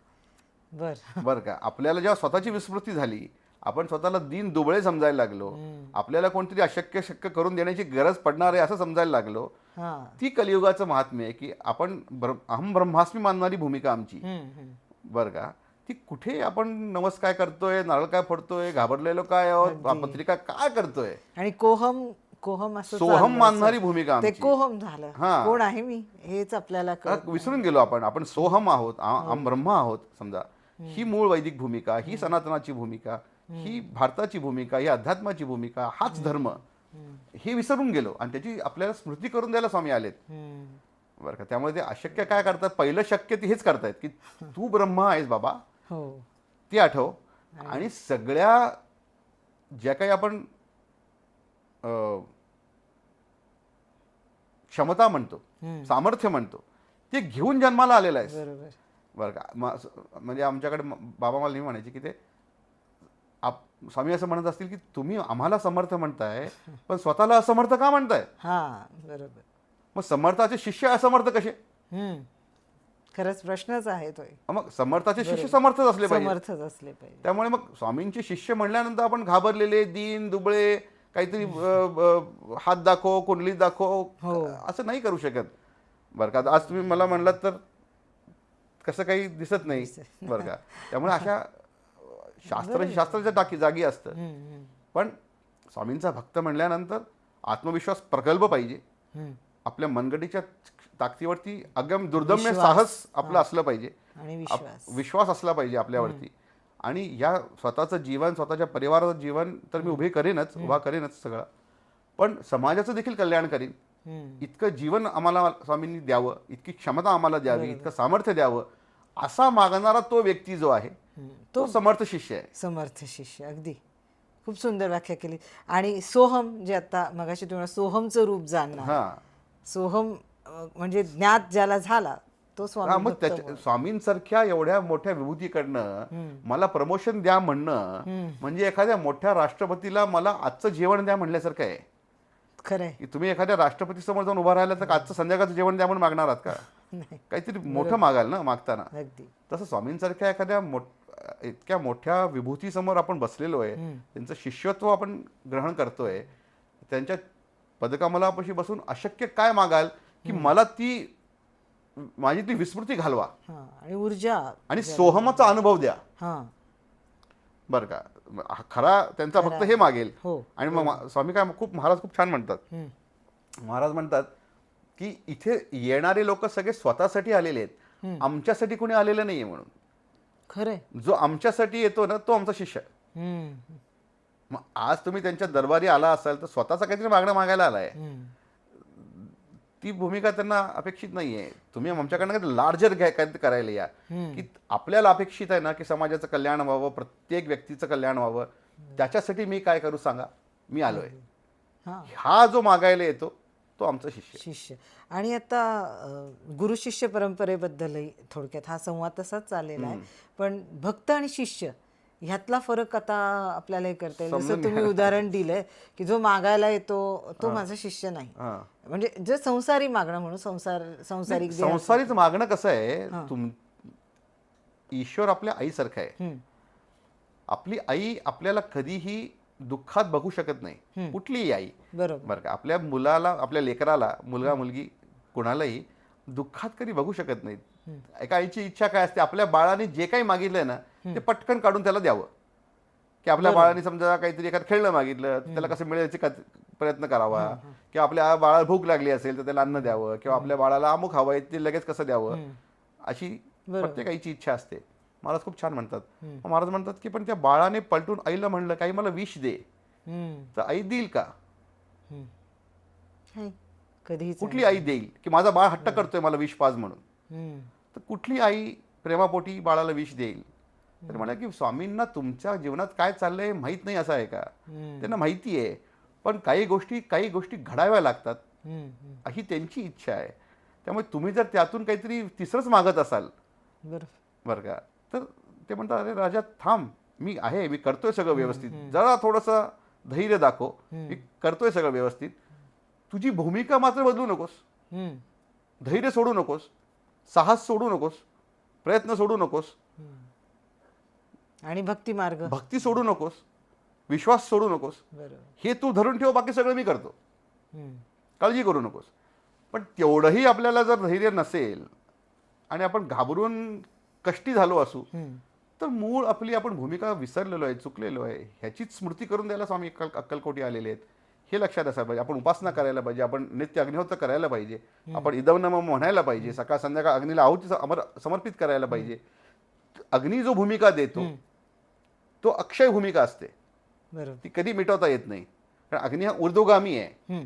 अग्नीला आपण किती जरी उलट केलं तर तो खाली जात नाही. आपण काडीची पेटी लावून बघा, ज्वाळा वर जाते, पाणी वरून खाली पडतं, अग्नी वरून कधी खाली पडत नाही. अग्नी हा ऊर्ध्वगामी असतो, त्याला ऊर्ध्वरेतच म्हणलं गेलेलं आहे. बरं का, का जो जिथे असतो तो त्या घराला, त्या परिवाराला, त्या व्यक्तीला उन्नतीकडे घेऊन जातो. स्वामी म्हणत असतील अरे तुमच्या अशक्य तर मी शक्य केलं, उपासना दिली, आता ती नित्य करा, तो अग्नी तुमचं सगळं कल्याण करेल, तुम्हाला मागावं लागणारच नाही, तो सगळं कल्याण करण्यासाठी दिलेला आहे. त्याच्यापेक्षा काहीतरी अशक्य मागत बसलं म्हणजे काय राहिलं आता? अगदी त्यावरही काही काय राहिलं आता? लौकिक सुख पाहिजे दिलं तुम्हाला, सुख शांती समृद्धी पाहिजे दिली, आता आमच्यासाठी काय करा, समाजाची सेवा करा, तेही तुम्हाला संधी दिली, आता अशक्य म्हणून काय राहिलं? आणि हे थोडक्यात असंच वाटतं मला, म्हणजे अमरत्वाचं वरदान दिलेलं आहे आणि तुम्ही त्यांच्याकडे 100 वर्षाचं आयुष्य माग, तुला अमरत्व दिलंय, तुम्ही म्हणता 100 वर्ष जगू दे, कमी करा म्हणतात. आणि खरं आहे अग्निहोत्रामध्ये तशी प्रचिती येतेच. अग्निहोत्र आणि अग्नीबद्दल आपण मगाशी उल्लेख करतो, त्याचा उल्लेख येतोच आहे अग्नीचा. अग्निहोत्र म्हणजे स्वामींचं स्वरूप आहे म्हणू आपण थोडक्यात. आणि शिवपुरीमध्ये अग्निहोत्राला समर्पित आहे ही भूमी, हे कार्य केंद्र सगळं, आणि श्री गुरु मंदिर सुद्धा. अग्निहोत्राला डिव्होटेड जे अग्नि मंदिर इथे आहे, जी संकल्पना आहे तर ते काय आहे आणि त्यात अग्नीची कशा पद्धतीने कोणत्या रूपामध्ये स्थापना केल्या गेली? अगदी अ, अग्नी ही मूळ वेदांची उपास्य देवता. म्हणजे वेदांमध्ये मूळ जी सनातन परंपरा आहे ही मूर्तीपूजक नाही, अग्नि उपासक आहे. हे आपण यज्ञांच्या माध्यमातून देवाची ईश्वराची करतोच, आराधना करत आराधना, आलेलो आहे. म्हणजे भगवान श्रीरामांनी अश्वमेध यज्ञ केला आहे, पांडवांच्याही काळात आहेच भगवान राजसूय कृष्णाने यज्ञ. राजसूय केला हो. असा उल्लेख आहे. म्हणजे मोठी हे जे काही यज्ञ होते सगळे त्या काळात करत होते आणि त्या पद्धतीमधनं निर्गुण उपासना ही मूळ आपली परंपरेतनं आलेली आहे.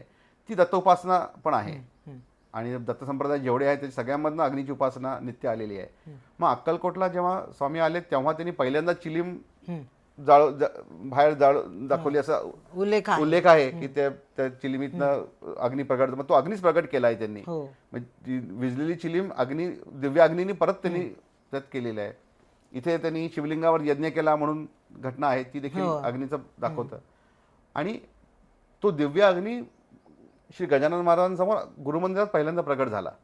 जेव्हा त्यांनी प्रतिज्ञा घेतलेली आहे त्याच्यानंतर त्यांनी असं बघितलेलं आहे की स्वतः हाताने स्वयंपाक करून ते भोजन करायचे, तेव्हा चुलीमध्ये लाकडं टाकली की ते आपोआप पेट घ्यायची. मग एकदा झालं, दोनदा झालं, तीनदा झालं, त्यांना कळत नाही. त्यांना वाटायचं की खाली काही निखारा राहतोय का, त्याच्यामुळे पेट घेतंय, असं काही आहे का. पण टाकल्या एवढा मोठा ज्वाळ कसा निघेल. बरं, विजलेली चूल आहे, त्याच्यामध्ये कोरडी लाकडं टाकल्यानंतर पेट घ्यायला वेळ लागेल, इंधन घालावं लागेल. ते काहीच न करता अग्नी तिथे प्रगट व्हायचा. मग त्यांना लक्षात आलं की हा काहीतरी संकेत आहे ह्याच्यामधनं. तो दिव्य अग्नी आहे जो स्वामींनी प्रगट केला अक्कलकोटमध्ये इतक्या वर्षांनंतर, काही 100 वर्षांनंतर प्रगट केला, तो हा दिव्य अग्नी आहे म्हणून. आणि मग त्या दिव्य अग्नीला घेऊन त्यांनी इथे शिवपुरीमध्ये त्याची स्थापना केलेली आहे. आपण इथे सोमयाग वेदी म्हणून जे बघतो, ती सोमयाग वेदीमध्ये तो जो दिव्य अग्नी प्रगट झालेला आहे त्याची इथे त्यांनी चिरस्थापना केलेली आहे. गुरुमंदिरातला जो चिर अग्नी आहे तो शिवपुरीत स्थापन केलेला आहे महाराजांनी. आणि ही 6 जी काही आपण षटचक्र म्हणतोय, 7वं चक्र जे असतं, सहस्रार चक्र म्हणतो आपण त्याला, की सहस्र दल कमलाचं स्वरूप असतं त्याचं. तर त्याचं त्या आकारामध्ये त्या अग्नीचं आपण एक स्मारक तिथे आपण निर्माण करतोय अशी आपण एक संकल्पना हातात घेतलेली आहे. आणि त्या अग्निमंदिराची म्हणजे अग्नीचीच मंदिरं आधी असायची. तिथे अग्नी प्रज्वलित असणार आहे का मूर्ती अग्नीची? नाही, अग्नीचे पात्र जे आहे आपलं, आपण अग्निहोत्राचं पात्र जे म्हणतो ना, ते अग्नीचं वास्तव्य स्थान मानतो आपण. त्यामुळे ज्वलंत अग्नी असायची गरज नाही, नुसतं अग्निपात्र असतं आतमध्ये आणि अग्निपात्राची समोर स्थापना असते आणि मग ध्यान कक्ष असतो मोठा, अशी ती त्याची संकल्पना आहे. आणि त्याचा आकार जो घेतलेला आहे तो त्या सहस्र दल कमलाचा आकार आहे. 100 पाकळ्यांचा कमल उमलला तर कसा दिसेल असा हा ते जे काही अनुभव आहे, अनुभूती आहे जी पूर्णत्वाची अनुभूती म्हणा, तुम्ही त्याला समाधीची अवस्था म्हणा, तुम्ही त्याला मोक्षाची अवस्था म्हणा, ती जी अवस्था आहे त्याचं त्या ऊर्जेचं तिथे आपण प्रतिकात्मक स्वरूप त्या अग्निमंदिरातून उभं करतोय. त्यामुळे अग्नी हा ही उपास्य देवता, ही वेदांची उपास्य देवता, जी भगवान दत्तात्रेयांच्या परंपरेतली उपास्य देवता, जी अग्निहोत्राची आपली उपासना, त्याचं मूळ एलिमेंट म्हणू आपण त्याचं. आणि त्याचं दर्शन महाराजांना गुरुमंदिरात झालं, स्थापना शिवपुरीत झाली आणि त्याचा आता एक स्मारक म्हणून आपण अग्निमंदिर बांधतो. आणि मला वाटते विरळच आहेत अग्निमंदिरं भारतामध्ये आणि एक वैशिष्ट्यपूर्णच असेल ते. असं आत्ता तर भारतात मला वाटतंय आपलं पहिलंच म्हणजे अग्निमंदिर महाराजांच्या आपल्या परंपरेमध्ये अनेक झालेली आहेत. मला वाटतं महाराष्ट्रामध्ये आणि भारतामध्ये आता 30 ते 35 आपली अग्निमंदिरं आहेत, आपल्या परंपरेमधून सुरू झालेली आहेत. याचा फक्त श्रीकृपे आकार मोठा आहे, 2,000-1,000 लोक बसू शकतील अशी त्यात व्यवस्था आहे. त्यामुळे आत्ता मला असं वाटतं की भारतातलं किंवा जगातलं सगळ्यात मोठं अग्निमंदिर शिवपुरीत. आणि वेद पुनरुज्जीवनासाठी गरजेचंही आहे ते. खरंच. आणि खूप सुंदर कार्य होतंय शिवपुरीकडनं आणि तुम्हाला खूप शुभेच्छा मनसोक्त गप्पाकडून अग्निमंदिर अगदी वैशिष्ट्यपूर्ण व्हावं ह्यासाठी. अध्यात्माबद्दल म्हणा, अग्नि उपासनेबद्दल, गुरुपरंपरेबद्दल, स्वामी समर्थ महाराज, श्री बाळप्पा महाराज, श्री गजानन महाराज, तुमचं पण कार्य, ह्यावर आपण खूप छान सुंदर चर्चा करत आहोत. पण अध्यात्म आणि संसारी जीवन आजही दोन म्हणजे पॅरलल जरी चालणाऱ्या गोष्टी असल्या तरी दोन्हीकडे वेगळ्या पद्धतीने पाहिल्या जातं, दोन वेगळी रूपं आहेत. आजची जी तरुण पिढी आहे किंवा काही संसारी माणसं जी आहेत, तुम्हाला असं वाटतं का की जे हे आध्यात्मिक जीवनशैली होती या आधुनिक जीवनामध्ये ती परत यावी किंवा त्याला आपण अप्लाय करू शकतो आणि का, आणि मग ते जर करायचं असेल तर कशा पद्धतीने करावं? आपण आज जगाकडे किंवा आपण जीवनाकडे जेव्हा बघतो ना, तेव्हा आपण काय बघतोय? म्हणजे जन्मापासून मृत्यूपर्यंतचा जो आपला प्रवास आहे, तो काय नेमकं करण्यासाठीचा आहे ह्याचं आपण कुठेतरी डेफिनेशन केलंय का? अगदीच नसतं आणि जगत जातो आपण आणि जसं आलं तसं. बाकी लोक करतात म्हणून आपण करतोय, म्हणजे 4 लोक काय म्हणतील ह्या विचाराने आपण करतोय, पण त्याला काही अर्थ आहे का हा विचार करायला पाहिजे आपण. पण जितके काही तत्ववेत्ता होऊन गेले ते सगळ्यांनी हा विचार आपल्याला आधी करा असं म्हणून सांगितलेलं आहे की जीवनाची नक्की दिशा काय आहे, जीवनाचं नेमकं कर्तव्य काय. म्हणजे मी जन्माला आलोय आणि थोड्या दिवसांनी मरून जाईन, मधल्या काळामध्ये मी काहीतरी खटाटोप करून काहीतरी उभं करायचं आहे, इतका शॅलो असू शकत नाही ना. म्हणजे मग मी जसं ज्याला आपण केलं तरी काय, नाही केलं तरी काय, बरोबर. म्हणजे जशी ती आहे ना ती कथा की तो एक माणूस झाडाखाली आराम करत बसलेला असतो. मग तिथे एक त्या नगराचा राजा येतो आणि तो म्हणतो, अरे हे काय तू आराम करत बसलायस, तुला काही वाटत नाही का, काहीतरी काम कर. मग तो म्हणतो, मी काय काम करायला पाहिजे? तो म्हणतात की बाबा तू शेती कर, तू हे कर, अमुक कर तमुक कर, त्यातनं काय होईल? मग माझी अरे तुझी बैल जोडी घरात सोबतता येईल, मग त्यातनं काय होईल? मग अजून शेत घेशील, अजून तुझं हे मोठं होईल, त्यातनं काय होईल? अरे अख्खं गाव तू विकत घेशील, मोठा माणूस होशील, त्यातनं काय होईल? मग मला तुला मस्त आरामात बसता येईल. मग तो म्हणतो, मी आता काय करतोय? समजा म्हणजे ती जी जशी कथा आहे, तर मग जीवनामध्ये पोकळ काहीतरी ज्याला आपण मटेरियल गोष्टी करत बसणे म्हणतो ना, ते केलं तरी काय, नाही केलं तरी काय, ह्याची भूमिका आपल्या लक्षात आली आहे का? म्हणजे जन्म घेणे, शिक्षण घेणे, नोकरी करणे, लग्न करणे, परत मुलं करणे, मरून जाणे, हे एवढं रटाळ जगायला आलोय का आपण? बरं ते पण दुःखात कंटिन्युअसली, ते स्ट्रेसमध्ये, हे होईल का नाही, ते होईल का नाही, हे झालं तर काय होईल, ते झालं तर काय होईल. म्हणजे असा दुःखामध्ये दिशाहीन, सतत त्रस्त तणावामध्ये जगायला आपण खरोखरी जन्माला आलोय का? Does it even make any sense? बरं का, हा आपण कधी विचार केलेला नाही. त्यामुळे आपण म्हणतात तसं की अध्यात्म आणि लौकिक जीवन याच्यामध्ये कधीतरी तफावत वाटत राहते. आपण एक मुक्त जीव आहोत, आपण ईश्वर अंश आहोत. ही सृष्टी ईश्वर निर्मित आहे, ती नियतीच्या पूर्ततेसाठी निर्माण केली गेलेली आहे आणि सृष्टीच्या ह्या वैश्विक अनादी अशा कथानकामध्ये महत्वाची भूमिका निभायला मी जन्म घेतलेला आहे. हा आपला मूळ परिचय आहे. आपला मूळ परिचय जेव्हा आपण विसरतो आणि एखादा रंगमंच असतो, त्याच्यावरती 10 पात्र आपापली भूमिका करत असतात, त्या 10 पात्रांना जर कळलंच नाही की माझी भूमिका नेमकी काय आहे, मी कुठला डायलॉग म्हणायचा आहे, तर त्या नाटकाला काय अर्थ राहतो का? तर निरर्थक होईल ना ते. नुसते 10 लोक रंगमंचावर उभे आहेत, हे बघायला किती लोक जातील आणि ते कुठली कला म्हणली जाईल, हो की नाही? तसं जीवनामध्ये माझी भूमिका काय, मी कोण, मी कशाला आलो, मी काय करणं अपेक्षित आहे, हे जर मला मर्मच कळलं नाही तर मी ब्लाइंडली काहीतरी जगतोय, मी कंटिन्युअसली स्ट्रेस्ड आहे, मी आजारी पडतोय, मी व्यसनाधीन आहे, मी सतत कुठल्या तरी मंदिरांची किंवा कुठल्या तरी नवस करत फिरतोय, चौकट घासतोय, त्यातनं काहीही मला मिळतंय का नाही मला माहीत नाही. बरं का, इतका ब्लाइंड, इतका कन्फ्युज्ड समाज आत्ता आहे. त्याला आदर्श मानणं आणि त्याच्यामध्ये कसं तरी अध्यात्माला फिट करणं हे कधीच शक्य नाही आहे. बरं का, आपली भूमिका बदलायला हवी. मी एक समर्थ जीव आहे. आपण असं म्हणतो आपल्या अध्यात्मामध्ये की जितक्या काही आपण सिद्धी म्हणतो ना, तो मानव जन्मतः घेऊन आलेला असतो. बरं का, आपल्याकडे जन्मतः कुंडलिनी जी आपली ऊर्जा आहे ती जन्मापासून आहे आपल्याबरोबर, ती बाहेर न कुठे येत नाही आपल्यामध्ये. बरं का, आपल्या फक्त जागृत करावी लागते.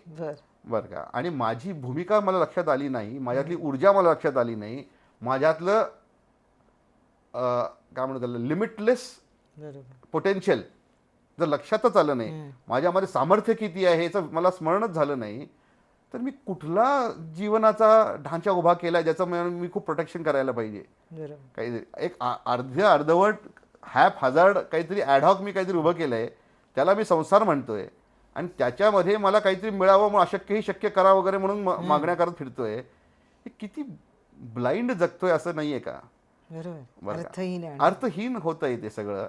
मग मग लग्न तुम्ही केलं काय, नाही केलं काय, परिवार केला काय, नाही केला काय, नोकरी केली काय, चोऱ्या केल्या, म्हणजे काय अर्थ आहे त्या सगळ्या गोष्टीला? म्हणजे नोकरी करून कबाड कष्ट करून नीतीने जगणं आणि चोऱ्या चपाट्या करून जगण्यात काय तरी तसा फरक राहिला? शेवट जर तोच आहे तर शेवटी मला जर तणावात त्रस्त होऊन दुःखातच जगायचं असेल जगायचं, हां. तर तसा अर्थ राहत नाही. त्यामुळे फंडामेंटल जी आपली भूमिका बदलायला पाहिजे ना, ती ही आहे की सृष्टी ईशावास्यमिदं सर्वम, ही सृष्टी जी आहे ईश निर्मित आहे. त्याची एक ईश्वराने रचलेली लीला आहे.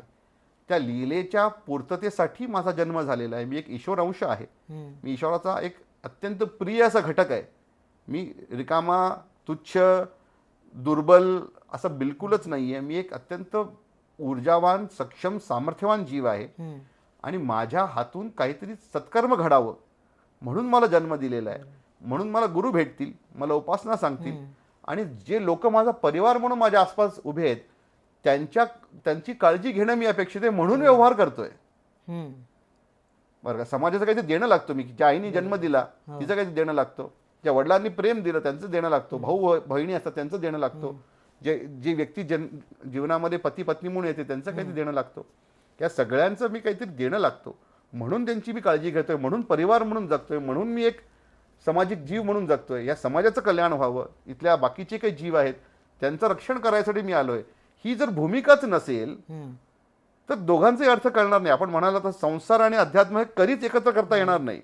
बरोबर, बरं का? आपण कंटिन्युअसली एकतर अध्यात्मामध्ये काहीतरी ब्लाइंडली काहीतरी करत बसू, नाही तर संसारी कर्मकांड करत राहू किंवा अर्धवट संसार करत राहू.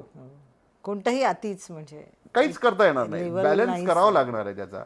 अगदी. आणि फंडामेंटल ती भूमिका जी आपण म्हणतात ना, जर गर्भ काढायचं झालं सगळ्यांचं, जर हो, एक हो. निचोड काढायचं झालं म्हणतो जिस्ट, तर महाराज काय म्हणतात की जीवनाचं सिक्रेट टू सक्सेस काय आहे? इदम न मम.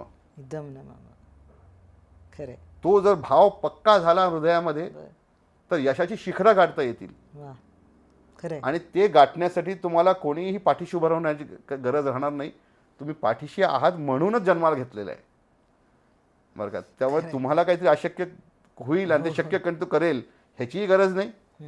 तुम्हाला गुरु लाभतील, उपासना देतील, तुमचं कल्याण होईल याची खात्री द्यायला स्वामी आलेले आहेत. ही ग्वाही महाराज म्हणतात की सनद लिहून देतो. बर, महाराजांचं वाक्य, सनद लिहून देतो, ग्वाही देतो की तुमच्या केसालाही धक्का लागणार नाही, तुमचं कल्याणच होईल. फक्त हा भाव हृदयामध्ये पक्का करा. बरं का? त्यामुळे समाज सोडून जा म्हणलेले नाहीयेत, फक्त अध्यात्मकार म्हणलेले नाहीयेत. बरं का? फक्त आपण म्हणला तसं भूमिका बदलली मनाची, जर सुवर्ण मध्य सांगितलं आहे त्याच्याशिवाय काय अर्थ आहे त्याच्यात सगळ्या गोष्टीला? आणि आपण त्याला जीवनामध्ये उतरवावं म्हणूनच अग्निहोत्र करतोय. हो, अगदी. अग्नीची उपासना का करतो? तो इदम न मम, तो भाव जो आहे तो स्थिर करायचा आहे. स्वामी जसं म्हणाले की अनन्याश्चिंतयन्तो माम. मग अनन्य भाव म्हणजे काय? अनन्य, माझ्या मनामध्ये अन्य भाव नाहीये. म्हणजे काय की माझ्या मनामध्ये द्वैत नाहीये. द्वैत नाही म्हणजे काय की कन्फ्युजन नाहीये. मला कुठल्या मध्ये किंतु नाहीये. कशामध्ये किंतु नाहीये? स्वतःच्या सामर्थ्याविषयी, स्वतःच्या साहसाविषयी, स्वतःच्या शक्तीविषयी, ऊर्जेविषयी, स्वतःच्या असलेल्या माझ्या जीवन कर्तव्याविषयी मला किंतु नाहीये. मी कर्तव्य पूर्तीसाठी आलेलो आहे. मी कर्तव्य पूर्ण करणार. त्याची सगळी साधन सामग्री मी जन्माशी घेऊन आलेलो आहे. गुरूंच्या कृपेने उपासना करीन, स्वतःचं देवत्व जागृत करीन, स्वतःच्या परिवाराचं, समाजाचं कल्याण करीन आणि अंततः हसत हसत पुढच्या प्रवासाला जाईन. ही भूमिका जर आपली असेल तर जगामध्ये अध्यात्म आणि वेगळं आहे का प्रश्नच राहत नाही. सगळं एकच, अगदी वेगळं एकच आहे. आणि प्रेक्षकांसाठी माझा हा प्रश्न, जसं आम्ही आता चर्चा करत आहोत ना, तुम्हाला कळाला का तुमच्या जीवनाचा अर्थ? आणि कळाला नसेल तर इदम न मम म्हणजे हे माझं नाही, या अवस्थेला जाणून घ्यायचं असेल तर नक्कीच आता आम्ही जी चर्चा करत आहोत आध्यात्मिक चर्चा, ती लक्ष देऊन ऐका पूर्ण, आणि ह्यातूनच तुम्हाला कळेल की इदम न मम, समर्पण भावना आणि तुमचं जीवन हे कशासाठी बनलं आहे. एक तर ऍड करू का त्याच्यात? नाही, नक्कीच. जसं आपण म्हणता ना की त्याचं अगदी लोकांना प्रिय असलेलं आणि समजून लक्षात येईल असं उदाहरण म्हणजे त्या कुरुक्षेत्रावरती उभे असलेले भगवान श्री कृष्ण आणि अर्जुन. हो मग त्या सगळ्या कुरुक्षेत्राच्या युद्धामध्ये अर्जुनाचा विषाद आलेला आहे ना, तो वैराग्याकडे जातो म्हणतोय हो की बाबा नको, मी जाऊन तपाचरण करतो तिकडं, काहीतरी उपास तपास करतो म्हणून निघून जायच्या मूडमध्ये आहे. हो पण त्याला सोडत नाहीत ना ते. मग त्याला युद्धप्रवण करतायत ते, बरं का? कारण अरे बाबा ही नियती आहे, हे घडवण्यासाठी तुला मी आणलेलं आहे इथं. तिथं बसून डोंगरात उपास करायला आणलेलं नाहीये तुला. काय तिथं शोधणार आहेस तू जे तुला इथं सापडणार नाहीये, बरं का? त्यामुळे आपल्याकडे परंपरा भगवान कृष्णांपासूनची जी काही त्याच्या आधीच्या अवतारांनी स्वामींपासून पर्यंत सगळ्या ह्या ज्या गुरु जे काही आपल्याकडे विभूती झालेल्या आहेत त्या सगळ्यांनीच आपल्याला कर्माचा, सत्याचा, भक्तीचा, उन्नतीचा, समृद्धीचा मार्ग दाखवलेला आहे. त्यामुळे जसं अर्जुनाला सुटका नव्हती तशी आपल्यालाही सुटका देण्यासाठी आलेले नाहीयेत. जी पळवाट ही नाही, पळवाट देता, कर्माला छेद देता येत नाही. म्हणजे ही युद्धभूमी अर्जुनाला जसे कृष्णाने सांगितलं होतं, तर तुम्ही मगाशी म्हणालात तसं ही युद्धभूमी आहे. महामुद्द काय, आणि मला स्मरण करून युद्ध कर. तू पळवाट ही नाहीच, आणि अशी पळवाट नसतेच. आणि खरंच आहे, आता आपल्या म्हणजे चर्चेच्या समाप्तीकडे येत असताना अध्यात्मावर खूप सुंदर तुमचे विचार आहेत. आणि म्हणजे आई वडिलांची मी काळजी घेणार नाही, मी काय उपास करत बसून चालणार नाही. ते आई वडिलांची काळजी घ्यायला जन्म दिलेला आहे ना. प्रॅक्टिकल मी माझ्या मुलाबाळांचं अकल्याण करीन, त्यांना उपाशी ठेवून मी माझं कुठेतरी वनामध्ये भटकत फिरीन, चालणार नाही. त्याला तुम्ही अध्यात्माची काय म्हणतात त्याला चादर चढवू नका. तो त्या खोटेपणा आहे तुमचा, ढोंग आहे तो. खरा अध्यात्म काय असला असता की आई बाबा, पती पत्नी, मुलं बाळ यांची नित्य आपण काळजी घेतली पाहिजे, समाजाचं कल्याण केलं पाहिजे. तो जो करेल ते अध्यात्म. ती आमची स्वामींच्या परंपरेमधलीच अध्यात्माची ओळख. उगाच काहीतरी पळवाटा काढायच्या, मी उपासच करतो, मग मी हेच करतो, मी निघूनच गेलो, हे असलं सगळं जमत नाही. असे खूप कमी लोक असतात ज्यांना जीवनामधनं फक्त अध्यात्म संधी मिळते. असे खूप कमी लोक असतात की ज्यांना ती तिथपर्यंत गेलेली असतात, त्यांची कर्माची गती तिथपर्यंत गेलेली असते की त्यांना मग आता संसार मागे सोडून आपण पूर्णपणे समर्पित भावाने अध्यात्म करावं अशी त्यांना संधी मिळते. पण ती सगळ्यांसाठी नसते, ती खूप कमी लोकांसाठी असते. आता अग्निहोत्राचा आपण घेतोच, उल्लेख करतो, रेफरन्स घेतो. अग्निहोत्र म्हणा किंवा वैदिक परंपरा आणि सध्याचा ताण, ह्या तिन्हीना जेव्हा आपण ज्यावेळी ठेवतो एका प्लॅटफॉर्मवरती, लेवलवरती, तर ह्यानी ताणाला आणि डिप्रेशनला कशी मात करायची? म्हणजे मेडिकली सांगायचं झालं तर त्याला क्लिनिकली डायग्नोज करावं लागतं बरं का. पहिल्यांदा आपण सरसकट म्हणतो ना, सगळ्यांना डिप्रेशन डिक्लेअर करतो आपण, तसं करता येत नाही. त्याला अनालिसिस करून काउन्सिलिंगमधनं त्याला डायग्नोज करावं लागतं की अमुक व्यक्तीला खरोखरी कुठला तरी मेंटल हेल्थचा प्रॉब्लेम आहे म्हणून. त्यामुळे क्लिनिकली डायग्नोस्ड एखादी केस असणं, त्याला औषधोपचारांची गरज पडणं हा वेगळा विषय. पण आज काय झालंय की थोडा जरी कंटाळा आला तर डिप्रेशन डिक्लेअर करतो आपण. थोडा जरी काही मनामध्ये ताण आला, अभ्यास खूप करावा लागला, कामाचा काहीतरी स्ट्रेस आला किंवा खूप काम करावं लागतंय असं जर वाटलं तर आपण त्याला अर्जंटली स्ट्रेस आला आणि डिप्रेशन आलं म्हणून डिक्लेअर करून टाकतो. तसं करता येत नाही बरं का. मेंटल हेल्थ एक वेगळा विषय आहे, तो एक आजार आहे. जसं आपल्या डायबिटीज कोणाला होतो, कोणाला समजा हार्ट अटॅक येतो, तसा मेंटल हेल्थचा कोणाला त्रास होऊ शकतो. त्याला औषधोपचारांनी, त्याला चिकित्सेने लाभ मिळतो आणि तो एका तज्ज्ञांकडे जाऊन त्याचं आपण मार्गदर्शन घ्यावं लागतं. पण बाकी 99% लोक जी असतात, जी त्याच्या काहीतरी आडून स्वतःचं काहीतरी लपवायचं आणि स्वार्थ लपवायचा प्रयत्न करतात, ते नक्कीच चुकीचं आहे बरं का. आणि आपल्याला दिवसामधनं 18 तास काम करता येणं म्हणजे लोकांना काय आजकाल खूप काम पडतो, 10-10 तास काम करावं लागतं, मला कळतच नाही. अहो, आज जगामध्ये आपण जसं म्हणालात तसं की आज जगामध्ये युद्धजन्य परिस्थिती आहे, इतका हाहाकार माचलेला आहे. जगाच्या अनेक भागांमधनं लोकांकडे राहण्याची घरं नाही आहेत, खायला अन्न नाही आहे. अशा परिस्थितीमध्ये तुम्हाला 8 तास 10 तास करायला काम आहे, तुमच्या परिवाराला सुरक्षित जागा आहे, घर आहे, तुम्हाला 2 वेळचं अन्न चांगलं मिळतं आहे, शिक्षण चांगलं मिळालेलं आहे, तुम्ही भाग्यवान आहात. आज समजा जर तुम्ही जिथे आफ्रिकेसारख्या किंवा मध्यपूर्वच्या ठिकाणी जिथे ही युद्ध चालू आहेत तिथल्या लोकांना जर विचारलं की तुला 10 तास नोकरी करावी लागेल, तुला एक घर देण्यात येईल, एक परिवार देण्यात येईल, तुला रोजचं जेवण मिळेल, पण 8 तास नोकरी करावी लागेल, तो 20 तास नोकरी करेल. हो, अगदी. पण त्यांनी खरा ताण काय असतो बघितलेला आहे बरं का. खरा ताण हा नाही आहे जो आपण इथे आपल्या 2 बेडरूम अपार्टमेंटमध्ये डे टू डे लाईफ ताण म्हणतो, तो खरा ताण नाहीये. खरा ताण तिथं विचारा त्यांना काय आहे तो. त्या देशांमधनं जी आता हालक, मी अनेक ठिकाणी जातो, हो. अनेक देशांमधनं मी गेलेलो आहे, हम्म.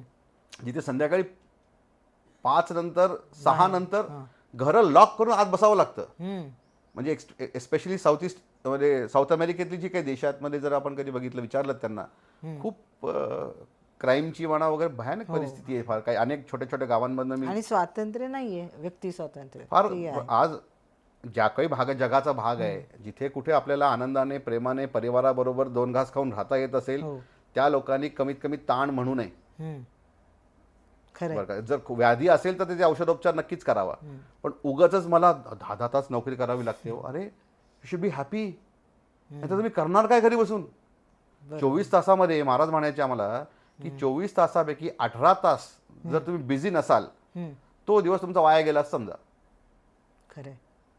तुम्ही इथं झोपा काढायला आलेले नाही आहात. हम्म. म्हणजे टेक्निकल लाईफ आपलं आहे किती, 70 वर्षाचं जीवन समजू आपण. त्यामधनं जर आपण 10 तास झोपूनच काढले दिवसातले, तर 14 तास जीवन मिळेल. म्हणजे आपल्याला टेक्निकली आपण 30 वर्षच जगलो. हो. मग 30 वर्ष आपलं आयुष्य आहे, बाकीचं झोपण्यातच काढलेत आपण. So we are not here to do this, we are here on a mission. आपण एका मिशनला आलेलो आहे. आपण इथे स्वतःची ओळख करून घ्यायला आलेलो आहे. आपण इथे स्वतःचा कोहम शोधायला आलेलो आहे. आपण आपल्या परिवाराची काळजी घ्यायला आलेलो आहे. आपण इथे एक समर्पित भावाने जगायसाठी, सेवा करण्यासाठी आलेलो आहे. याचा विसर पडू शकत नाही आपल्याला. तो विसर पडतो तेव्हा असे सगळे प्रश्न निर्माण व्हायला लागतात. मूळ अध्यात्माचा गाभाच तो आहे. कुठली तरी आपण सणवार करणे म्हणजे अध्यात्म करणे होत नाही. आपण जर आपला स्वतःचा विचार विसरलो, आपली स्वतःची उपासना विसरलो, आपण स्वतःचा आत्मशोध घेणं सोडून दिलं, तर आपण नेहमी स्ट्रेस्ड असतो. मग हो. बरं, त्यामुळे मला असं वाटतं की समाजाने आत्मचिंतन करण्याची गरज आहे. नक्की स्ट्रेस म्हणजे काय हे शोधण्याची गरज आहे. व्याधी असेल तर औषधोपचार घेण्याची गरज आहे. पण इतरांनी कुठेतरी स्वतःच्या जी काही भूमिका ईश्वराची आपल्याला मान्य आहे, ज्या स्वरूपात आपल्याला ईश्वर मान्य आहे, त्यांना नतमस्तक होऊन धन्यवाद देण्याची आवश्यकता आहे. की मला धन्यवाद तुमचे की मला जीवन दिलं, चांगलं घर दिलं, परिवार दिला, जेवायला अन्न दिलं, शिक्षण दिलं, आरोग्य दिलं, करायला काम दिलं हाताला. ह्याच्यापेक्षा अजून तुम्हाला काय? हेही जर तुम्हाला पुरेसं वाटत नसेल, अगदी, तर मग काय मागणार तुम्ही? आता काय अशक्य शक्य करायचं? मला तिसरा हात द्या, 4 डोळे द्या, काय मागणार आता? त्यामुळे आपण आपल्या सगळ्या प्रेक्षकांना आवाहन करा, मी करतो, आपल्याला विनंती करतो, त्यांना आपणही करा की अरे कुठेतरी आपल्याला आत्मचिंतनाची गरज आहे. आपल्याला चुकलोय आपण रस्ता, तो मूळ पदावरती, मूळ आपल्याला विचारांची भूमिका बदलण्याची गरज आहे. खरंय. म्हणजे अगदी अद्भुत. हे जे चाललंय बाजूला, त्यातली आपण थोडक्यात म्हणून जे हाईप केलं की त्याची हवाच निघाली की अरे इथे काहीच नाहीये. ज्या दिवशी आपल्या शहरात युद्ध होईल त्या दिवशी बघू ना काय करायचं. आजच आपण कुठेतरी बॉम्ब शेल्टरमध्ये जाऊन का बसतोय? आणि सगळीकडे तणावजन्य परिस्थिती विनाकारण. म्हणजे आज आपल्याला आपला परिवार सुरक्षित आहे, आपण चांगल्या गावात राहतो. मग आता कशाचं चिडचिड करणार तुम्ही? Be happy. There is so much to be thankful for. Every morning आपण उठतो, आपल्याला स्वच्छ सूर्यप्रकाश दिसतो, आपल्याला आपला परिवार आपल्या आसपास दिसतो, गरम चहा आपल्याला मिळतो, आपल्याला धरायला गाडी आहे, जायला मला ऑफिस आहे, ते काम आहे, तिथं माझी गरज आहे. Is that not enough? आणि एक मेन म्हणजे मी ते करू शकतो. संध्याकाळी घरी आल्यानंतर शारीरिकदृष्ट्या एबल आहे, हे खूप मोठी गोष्ट सगळ्यात. मी आहे, थोडक्यात मी आहे. आज आपण फार कमी लोकसंख्या आहे बरं का ही जगातली. म्हणजे जर आपण 800 कोटी लोक जगात आहेत असं मानलं, तर इतकं सगळं आयुष्यात भरलेलं असणं हे फार कमी लोकांना शक्य आहे. बर. आणि those who have this should be really really thankful. लोकांच्या जीवनात आता तुम्ही जे बोललात तसं की सकारात्मकता आणण्यासाठी म्हणजे तुमचा खास संदेश काय आहे? गुरु चरणात शरण जाणे. बर. आणि त्यांनी सांगितलेला मार्ग आपल्या कल्याणाचा आहे हे समजून घेणे आणि परोपकाराने जगणे, इदम न मम जीवनामध्ये उतरवणे, हा आपल्या जीवनाच्या कर्तव्याचा भाग आहे. किंबहुना तोच आपल्या जीवनाच्या उत्कर्षाचा मार्ग आहे हे समजून घेणे. ह्याचा मी सगळ्यांना आग्रह करेन की आपण जीवनामध्ये तो शोध घ्या, त्याचा अभ्यास करा. आणि लोक म्हणतात हो वेळच नाही, अहो 24 तास आहेत जीवनामध्ये. 24 तास खूप मोठा वेळ असतो 24 तासाचा, तो कमी नाही आहे खरं. तर आपण एक life is a larger experience, ज्याला आपण म्हणतो ना एक मल्टी स्पेक्ट्रम एक्सपिरियन्स आहे जीवन म्हणजे.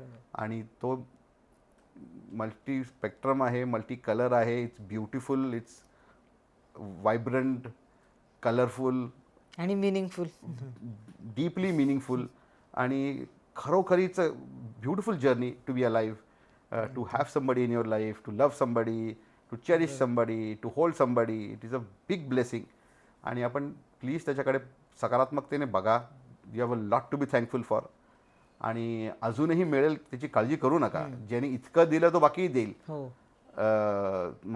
एक तो अभंग आहे महाराज नेहमीच स्मृती करायचे की तुझं मोकलील ऐसे नाही, की सगळं एवढं देऊन तुला परत काय ते अर्धवट जगायला सोडणार आहेत का? अरे नाही बाबा, तुझी काळजी घेणारच आहेत ईश्वर. Go through the motions, go through the moments, go through the highs and lows, experience everything, enjoy everything. उत्कर्षाचा पण आनंद घ्या, अपकर्षाचा पण घ्या, आनंदाचाही घ्या, दुःखाचाही घ्या, सगळ्याचा अनुभव घ्या. Be happy, be have a full fledged, full spectrum life म्हणतो ना आपण. 360 डिग्री लाईफ करा. एकाच स्वादाने, एकाच रंगाने भरलेलं जीवन बोर होतं खूपच. आपण रोज गोडच खाल्लं तर नंतर कंटाळा येतो त्याचा. मध्येच कधीतरी एखादी बटाट्याची भाजी, भजी किंवा एखादा वडापाव मिळावा असं प्रत्येकाला इच्छा असते. So life is beautiful. Be thankful, be happy, enjoy this journey, and good things are coming. अगदी खूप खूप सुंदर अगदी तुम्ही सांगितलंय. आणि अगदी मनावरची मरगळ झटकून टाकून उठून आपल्याला कामाला लागलं पाहिजे सगळं तर. आणि जे अग्निहोत्राचं आपण पुरस्कर्ते आहोत, आणि अग्निहोत्र हे पवित्र अग्निहोत्र, अग्नीचं जे कार्य केलं जातं आहे ना आपल्या थ्रू, संस्थेच्या थ्रू, हे असंच आहे. अग्नेय स्वाहा अग्नेय इदम न मम, हे आपण जाणून घ्या की इदम न मम कसा, हे आमच्या चर्चेतनं आज समजून घ्या. आणि अगदी समजण्यासारख्या सुंदर सोप्या शब्दात तुम्ही सांगितलेलं आहे. आणि अजून बरेच असे पैलू आहेत जे उलगडल्या गेले नाहीत, आणि प्रेक्षकांना मला नक्कीच वाटतं की ऐकण्याची उत्सुकता असेलच. आणि तुम्ही कमेंट्समध्ये नक्की लिहा आमची आजची चर्चा तुम्हाला आवडली आहे कशी. आणि नक्की ह्या आमच्या पॉडकास्टला लाईक, शेअर आणि सबस्क्राईब कराच. आम्ही असे अजून नवीन विविध अध्यात्म म्हणा किंवा जीवनशैली निगडीत पॉडकास्ट घेऊन आपल्या भेटीला येतच असतो. आणि आपला थोडासा अर्धवट सुटला आहे तो भाग नक्कीच पुढे आपण कव्हर करू. आणि त्यात अजून नवीन काहीतरी आम्ही घेऊन येतोय. खूप खूप धन्यवाद तुम्ही धन्यवाद मनसोक्त गप्पामध्ये. त्यासाठी आणि तुमच्या कार्यासाठी खूप शुभेच्छा मनसोक्त गप्पा टीम. धन्यवाद. आपण एवढ्या लांब अक्कलकोटला आलात आणि येऊन मला ही संधी दिल्याबद्दल खूप खूप धन्यवाद.